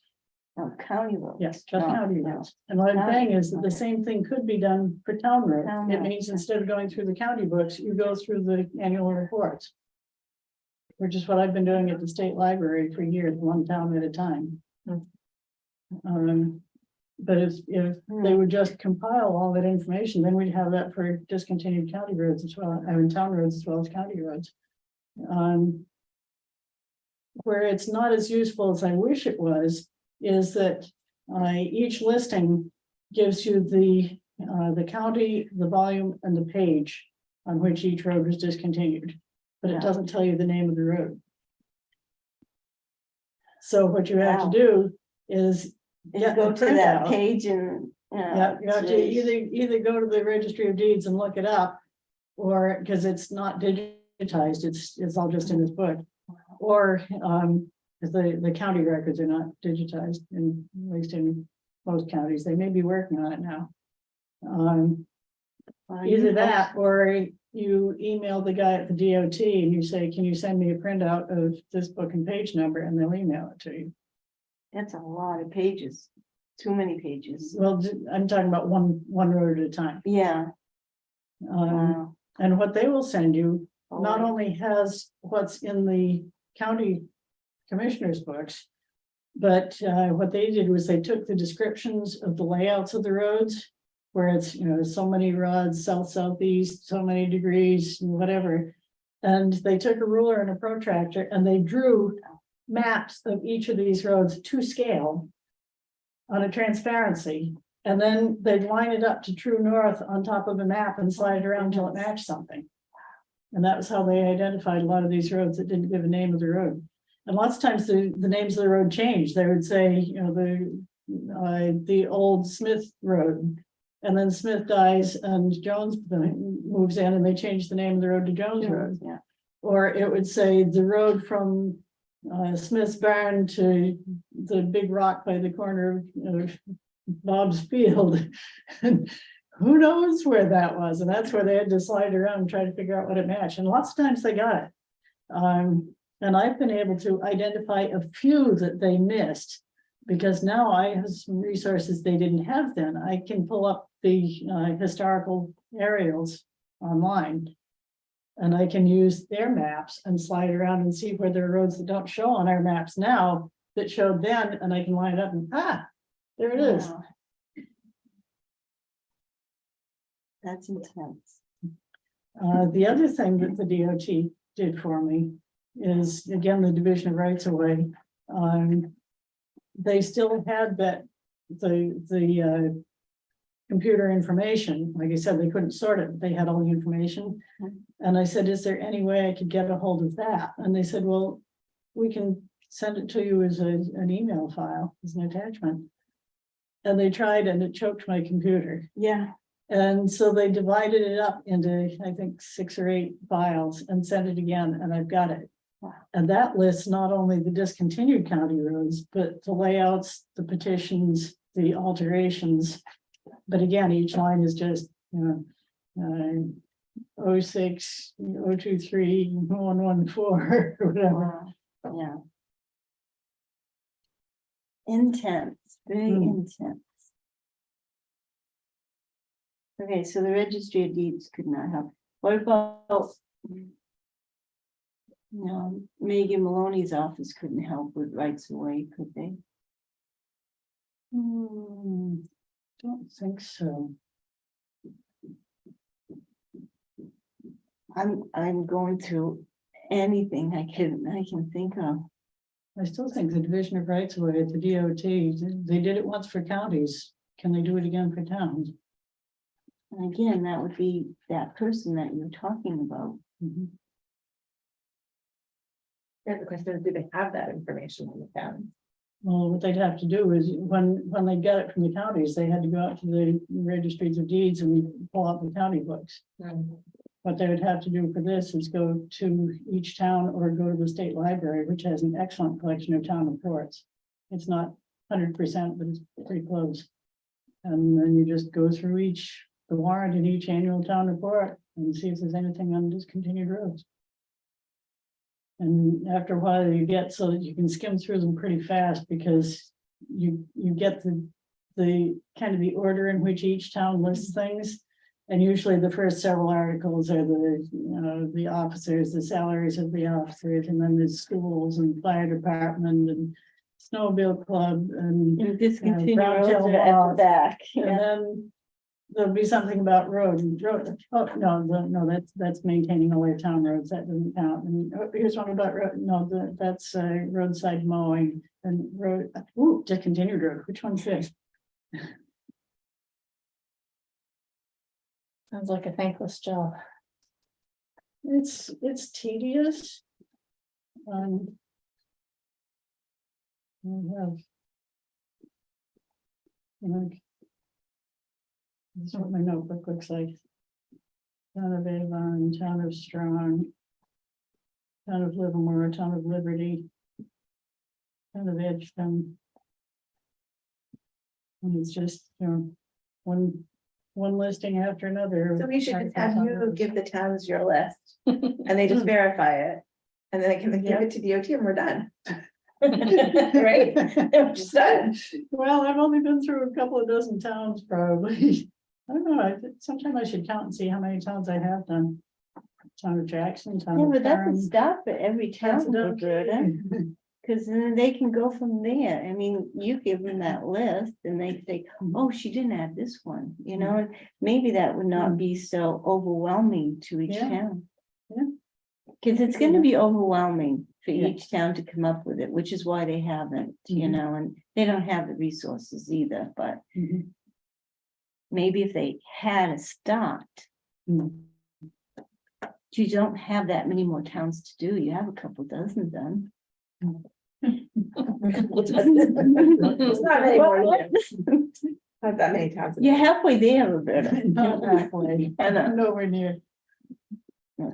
But At some I point, have we're gonna have to narrow down our focus, I think, and come up with that list of priorities.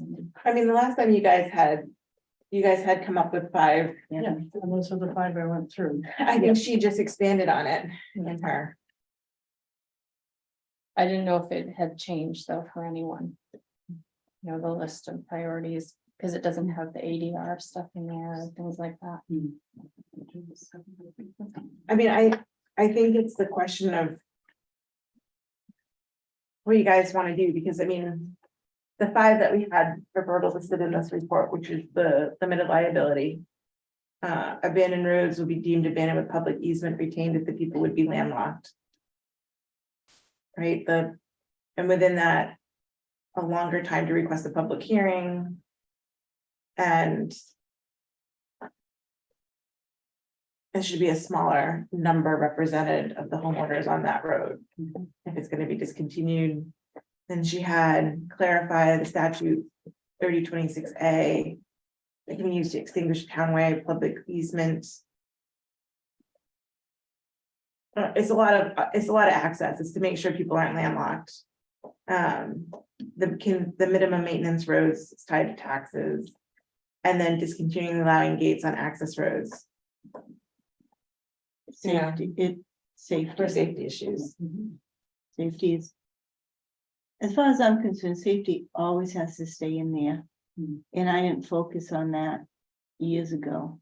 I focused on getting the definitions and getting them to know the definitions and act on it. And they couldn't act on both of them. So that's why we went down to one. But I did not. If it wasn't for these good people. And me leaving with this bad taste going, if we need to get there, we can't get there. That bothers me, so that's gotta stay. It's, I mean, those are the 5 that you guys have, and those are the 5 I think that you should present to the commission. And then I think Roberta did a really good job of trying to outline, I think, what she thought how it should be. And I don't know if you had stuff to add to that, if you want to like read through it and see if there's anything else that you want to add, if there's other points. I mean, does everybody agree that the 5 issues I just listed are the 5 issues you guys want to present to the commission as things to take right away? Or is there any differences? Carla's nodding her head, yes.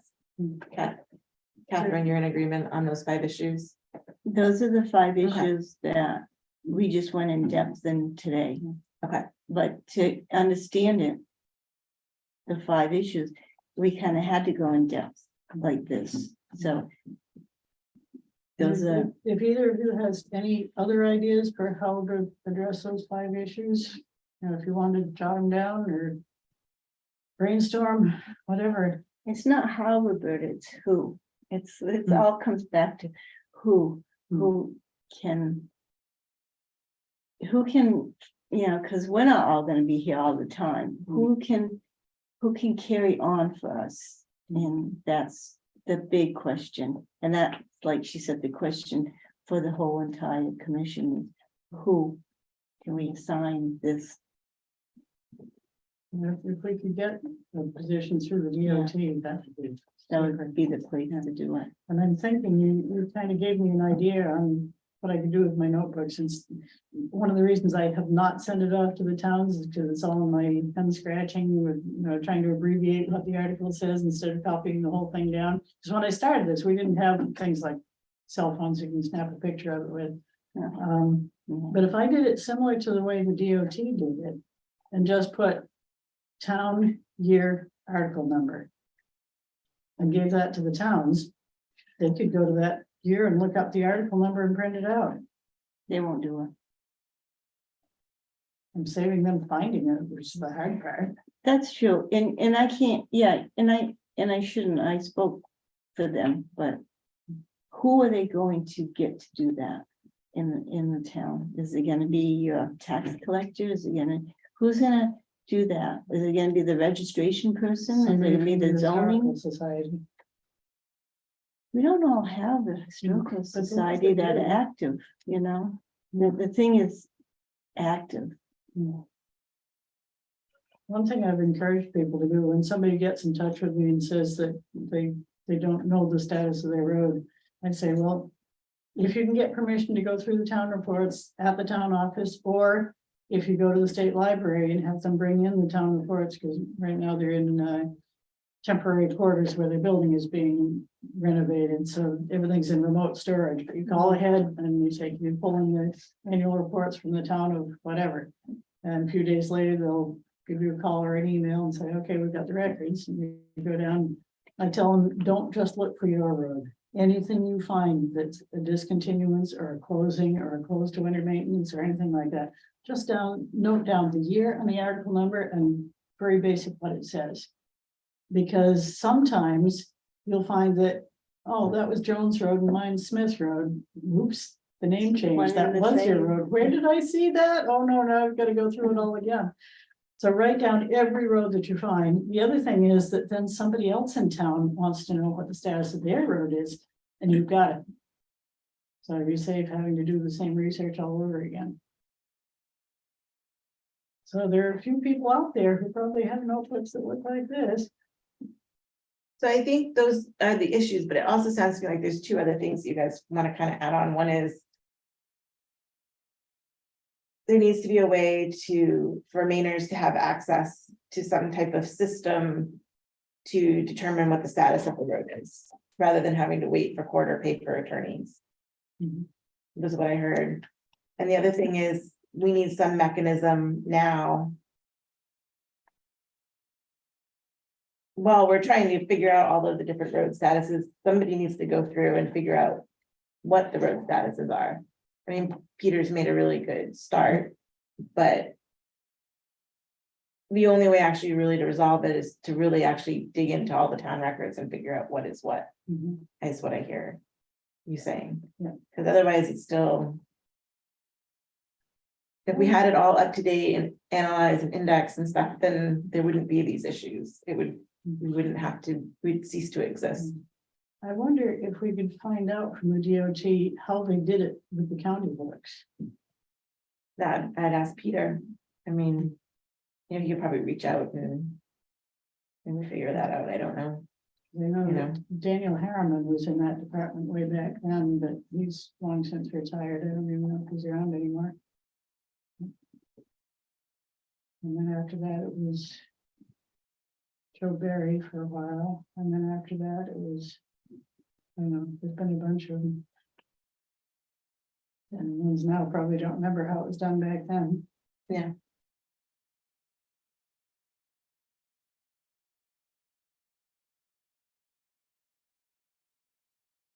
All right, so we have the 5. Mhm. Do you guys want to have another meeting? Do you guys want to dig into this more while we're here? We still have an hour left on the room. What are your thoughts? Or do you guys just want to present these 5 to the commission? And on September 12th, which is 2 weeks away. I'm kind of adding to the 5 here. I asked Pete about a funded position and alternate dispute resolution.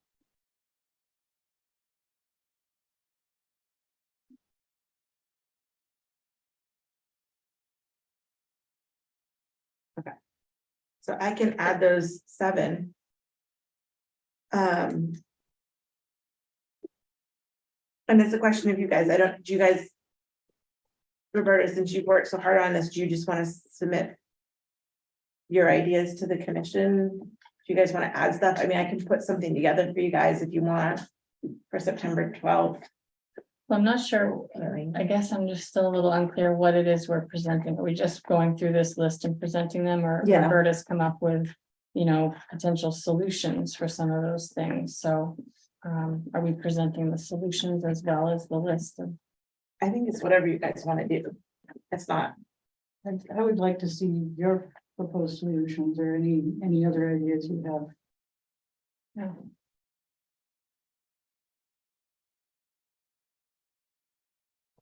so, I mean.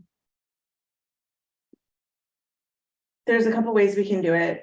You guys can email me the solutions, so I'm the person who holds the records, so it's not considered a meeting. And I can send it, I think, back out to you. I'm pretty sure Jim said that was okay in the last, I can double check with him on that. We can just do a Zoom meeting, online. And, share the information so you guys can see what's happening, or we can have another in-person meeting. I don't know what makes sense to you guys before September 12th, if there's things that you want to look through and add to or change or make recommendations to. So I kind of made my recommendations while you were going through it. So I'm good there.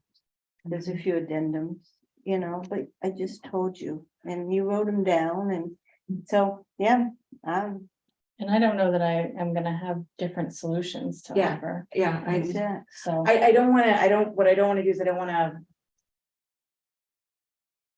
stop anyone's ideas from not being reported. And I wanna make sure that the ones that you guys agree on are the ones that you present to the commission. I don't think the commission at this point is gonna expect you guys to have everything ironed out. I think that's gonna be an ongoing thing. So more of a list than. the I think it's actual- more of a list. I mean, I think even with the terms, we're kind of still on like the list. So. Wouldn't you say? The terms are like the really big. I saw your email. I'm so sorry. Stuff got cut off. I'll go back through, but I think Friday my brain got fried putting together that I know the like feeling. 7-page chart, and I was like, I don't know how she did all of that, but now I've had maybe it's 13 pages, I can't remember now. The way that I do it is that I'm retired, I don't have any other obligations, and I get on the computer in the morning and I get off it when I'm done. Well, he did a bang up job of all of that stuff, so I'll go back through. I thought I had clipped it all, but I think what happened is it must have, when I copied and pasted, it must have cut off some of the sentences. I thought I went back through and checked, but I think it was Friday and my brain completely just shot out. And plus, I was like, at least it's the list, we have the list, but I'll go through and I'll make sure that gets double crossed. Well, I'm kind of hoping that now that this is done, I can have a bit of a breather before diving into the next term, which is private roads. Mhm. Because we've got a few days before that one comes up. Because my grandkids are complaining, Granny, we never see you. I hope so. My daughter says, Mom, I know this is important to you, but. I know. Well, I mean, I have done the charts, I think, for private roads. I can send that to you, but I haven't like done the work that you've done because I'm not supposed to, I'm just supposed to put together the stuff for you guys. What you do is super. All right, well, thank Really you. appreciate it. Uh-uh. And both of you too, just the fact that you're willing to serve and show up, that's huge. So I think it's up to you guys how much in-depth information you want to give the commission on September 12th. So you can roll in with the 7 ideas, and then I don't know if Jim's just gonna take a vote on them or if all 7, I mean, because you guys have like a huge thing in the report of like ideas. So it's up to you, I think, on how you guys want to do that. So I mean, you could spend the rest of the time talking about how you want to give the report to the commissioners, like if you just want to list the 5, or if you want to have the 5 and like Roberta's ideas with Catherine's suggestions, and then if Carla has anything to add, I can input it into, and if not, that's fine too. I can type it up and I can email it out to each of the commissioners that have it ahead of time. As it is the last minutes, Roberta made some changes. I'll send them out to you guys. If you guys are okay with the changes made, I will forward those on to the commissioners before the September 12th meeting, so they can see what we've been meeting about. And I can certainly include this so that they can see it ahead of So time. you made some changes to the August 3rd No, minutes? I'm making a few. There's a couple typos on the August, I was talking about Oh. the priority meeting. I had typed up the minutes and emailed them to you. August 10. Okay. Yeah, Roberta had a few corrections to it on some of the stuff that I got wrong. So I will forward that. It's just mostly typos. It wasn't anything substance. There wasn't anything of substance. There are a few things I think where, Oh, that I was was, talking too fast for you to get it down, and I told you what the rest of it was. Yes, you did, thank you. Yes, you did, thank you. okay, so I'm not seeing that, so I've only got the agenda, the meeting notices. so- Okay, I will double check Yeah, and make sure, I will send you the old one and the updated one. I have I have the August 10 meeting. No, I don't. I don't have any of the. August minutes. 10th one. Yeah, I'm sure you you put get them it. out separate from the agenda, Oh, or I did, No, well, it would have been separate from that agenda. I did So because of just, because of the timing of everything. I think I sent out the agenda because the agenda I have to post like 10 days. And I can't remember when I sent out the minutes, I'm sorry. Between this and the terms and the It got, last meeting, it's all kind of blending it together. got a little confusing there for Yeah. a while. There was a flurry of emails. Sorry, I will do better. Somehow I'll have to like do priority. I have to figure out how to list that, so it's more. So I'm flagging you ladies so that you know it's your commission, and then Roberta for her 2 commissions, and then something. I'll have to figure that out. Maybe it's I think you did fine. I think there was just a lot of emails. Okay. Yeah. There was one email that really only got wording on like one side of the page. It was very, I'll look, it's under, I put them under starred. And part of the issue has been that I've got an ancient dinosaur of a computer that still uses WordPerfect. And I use Word. yours uses, Microsoft Word 2007 or something or other. It's old. It's not And even. I actually found a place on my computer where I can convert it from one to the other without losing all the format, I think. So what I had to do was when hers came in, my computer automatically translated it into WordPerfect. And when I made my corrections and sent it back, then she couldn't read it. Oh, Yeah. And I didn't want to do it in PDF because then she couldn't edit it. right. So I had to figure out. Actually, how to get my I computer can to edit translate it. PDFs because I am, And because of my position as a clerk. This is what happened with one of yours. Why? I have no idea. Yeah, I had a hard time reading that. If we, which one is it? This one says it's August 21. Property owner liability. Oh, I think those were the ones, I think those were the ones of the 5, the lists 1, 2. that were made to the committee, but I'll go back through and look, Yeah. that got, wow, That that's one- awful. Yeah, oh, yeah, I. I'm have sorry, to- that's I have to- Outlook. I have to agree. And I don't do Outlook, I do Word, so you shouldn't have done that, right? I shouldn't have, I don't know, it's, I think it's all the different software that just is the converting, it's just an But issue. I'm still not seeing the minutes of the subcommittees. I I'll go- did get Ryan canceled our meeting somehow. Yeah, so apparently when Ryan posts it to his calendar, so that he remembers when the meeting is, it goes out as a Zoom invitation to everybody. And that's how he And that's holds how a he place in canceled it, his too. calendar, so he knows where the meeting is. And then when he actually gets a Zoom invitation, he erases his, which goes out to everybody as being Oh, a cancellation of the meeting. Oh, but I still have the September 12th up, so he did not cancel that, That's good. and I still Oh. have the September 7th, so he did not, it doesn't affect my Zoom. He's figured out how to not. Yeah, I do don't, that. so Yeah, it's I- still on my Zoom, so those invites and everything should be good, I don't. You gotta love computers that think they're smarter than you are. So eight. Our church was, Kathy, I'm gonna go to sent right now and see, 1 second. So we had our a church was going to have an event subcommittee and they August sent out 10. a notice of it, and then it sounded like it was going to get rained out, so they tried to move the location into a building. And instead, Facebook put it out as that it was canceled. Yeah. So then they had to have this whole flurry of re-notifying people, it's not canceled, Not it's canceled. just moved. So August- I sent it August 21st. I'm gonna forward it to you right now. Oh, that's the one. That's the one that, Okay, did you funky. get the minutes attached? Oh, that's the, I is that the minutes attachment? bet it is. I didn't, Okay. yeah, so, okay, I So will. what I'm gonna do, I've got Kathy, the 10. for you, is if Okay. I put it in a PDF, can you read it? No, You can't read PDFs. no. Can you read? I have to download it and then I can print it off. Yes, I can. I can't read it like you're doing. What version, let me ask you, what is the easiest way for me to send you something in what format?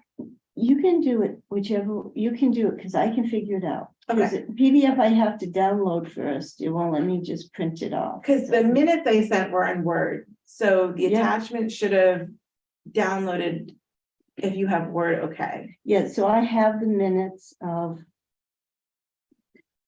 the 10th, Okay. so and you it's have at the minutes. bottom of this funky email that, Okay, So I can do that. Now, August 20th is, I haven't found that one yet, so. I think I only sent we've only had one meeting at the priority group, so I sent that out August 21st. So that was, and I think, We have one on the 28th too. That's today. today. That's today.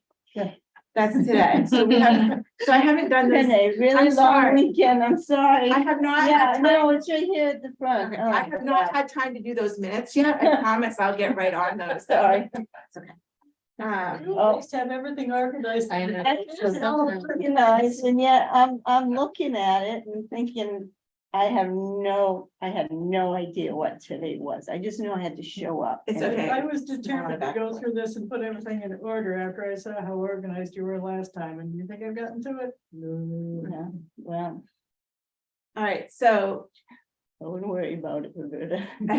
so It's so nice to have it. You know, and sometimes it doesn't help anyway, so, you know, forget it.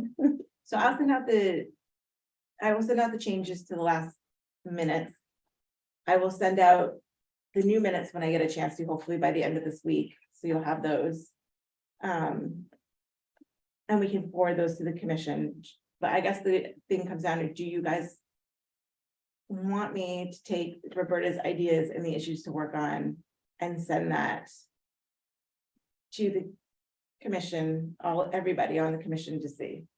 Before the meeting on September 12th. In Kathy's comments. Yep. And I'll flesh them out a little bit, because I just put, like, you know, a few words, notes to myself. Hopefully I remember what you meant by it. If not, when we're in front of the whole commission, it can just come up again, because they're gonna come up with stuff. Okay. So it's actually good to have yours attached to it, and then they can work off that, like, just like we did today. Yeah, so that's why I was thinking I can send that out. Yeah, So I'll update this and send it to you again, and send in that version. That work? Yeah, I mean, or you can send it to me and I can send it out to everybody at once. So I have to send out the updated August 3rd meetings minutes to everyone, because there were a couple changes I have to make. So I don't know, maybe that would be too confusing. Maybe I just hand them out as something. I'll have to think on that. Just make sure when you send things out that you. I've been That's what trying, it I've been is. trying, you know, especially with Outlook, so, and I didn't send it that time, the last one, because the Zoom invite, I took it and I just did it separately in the email so that you could read it, because I realized that was great. everybody with Outlook can see it, but you could not, so. And that was great having it that way, because then I can go down through the emails and there's someone that's the invitation. Okay. So All right, that works. all right, good, I'm glad that makes it simple. All right, so. Do you guys want to meet again before September 12th, or are you good to go for September 12th with these ideas? I can't, but you can. I don't know if there's a need to meet again. If I'm gonna go Just through this and, just Sort of run out of things to. yeah, I'll digest what Roberta. Roberta, there's no way you've Just run out in of there. things to say. We know better than that. So I'll take a closer look at it, and Okay. if I have any thoughts that are different, I will send them along to you to improve. Yeah, do you think you'd be able to do it by Friday? Yes. Okay, I think that's the Friday is the deadline. If there's any other things that you guys think about, and then I'll wait till Friday till I do anything. And I'll let you know in advance if I'm. Yeah. If I do or don't. Thank you. I appreciate that. All right, so you guys are all good. We can end the meeting. All right.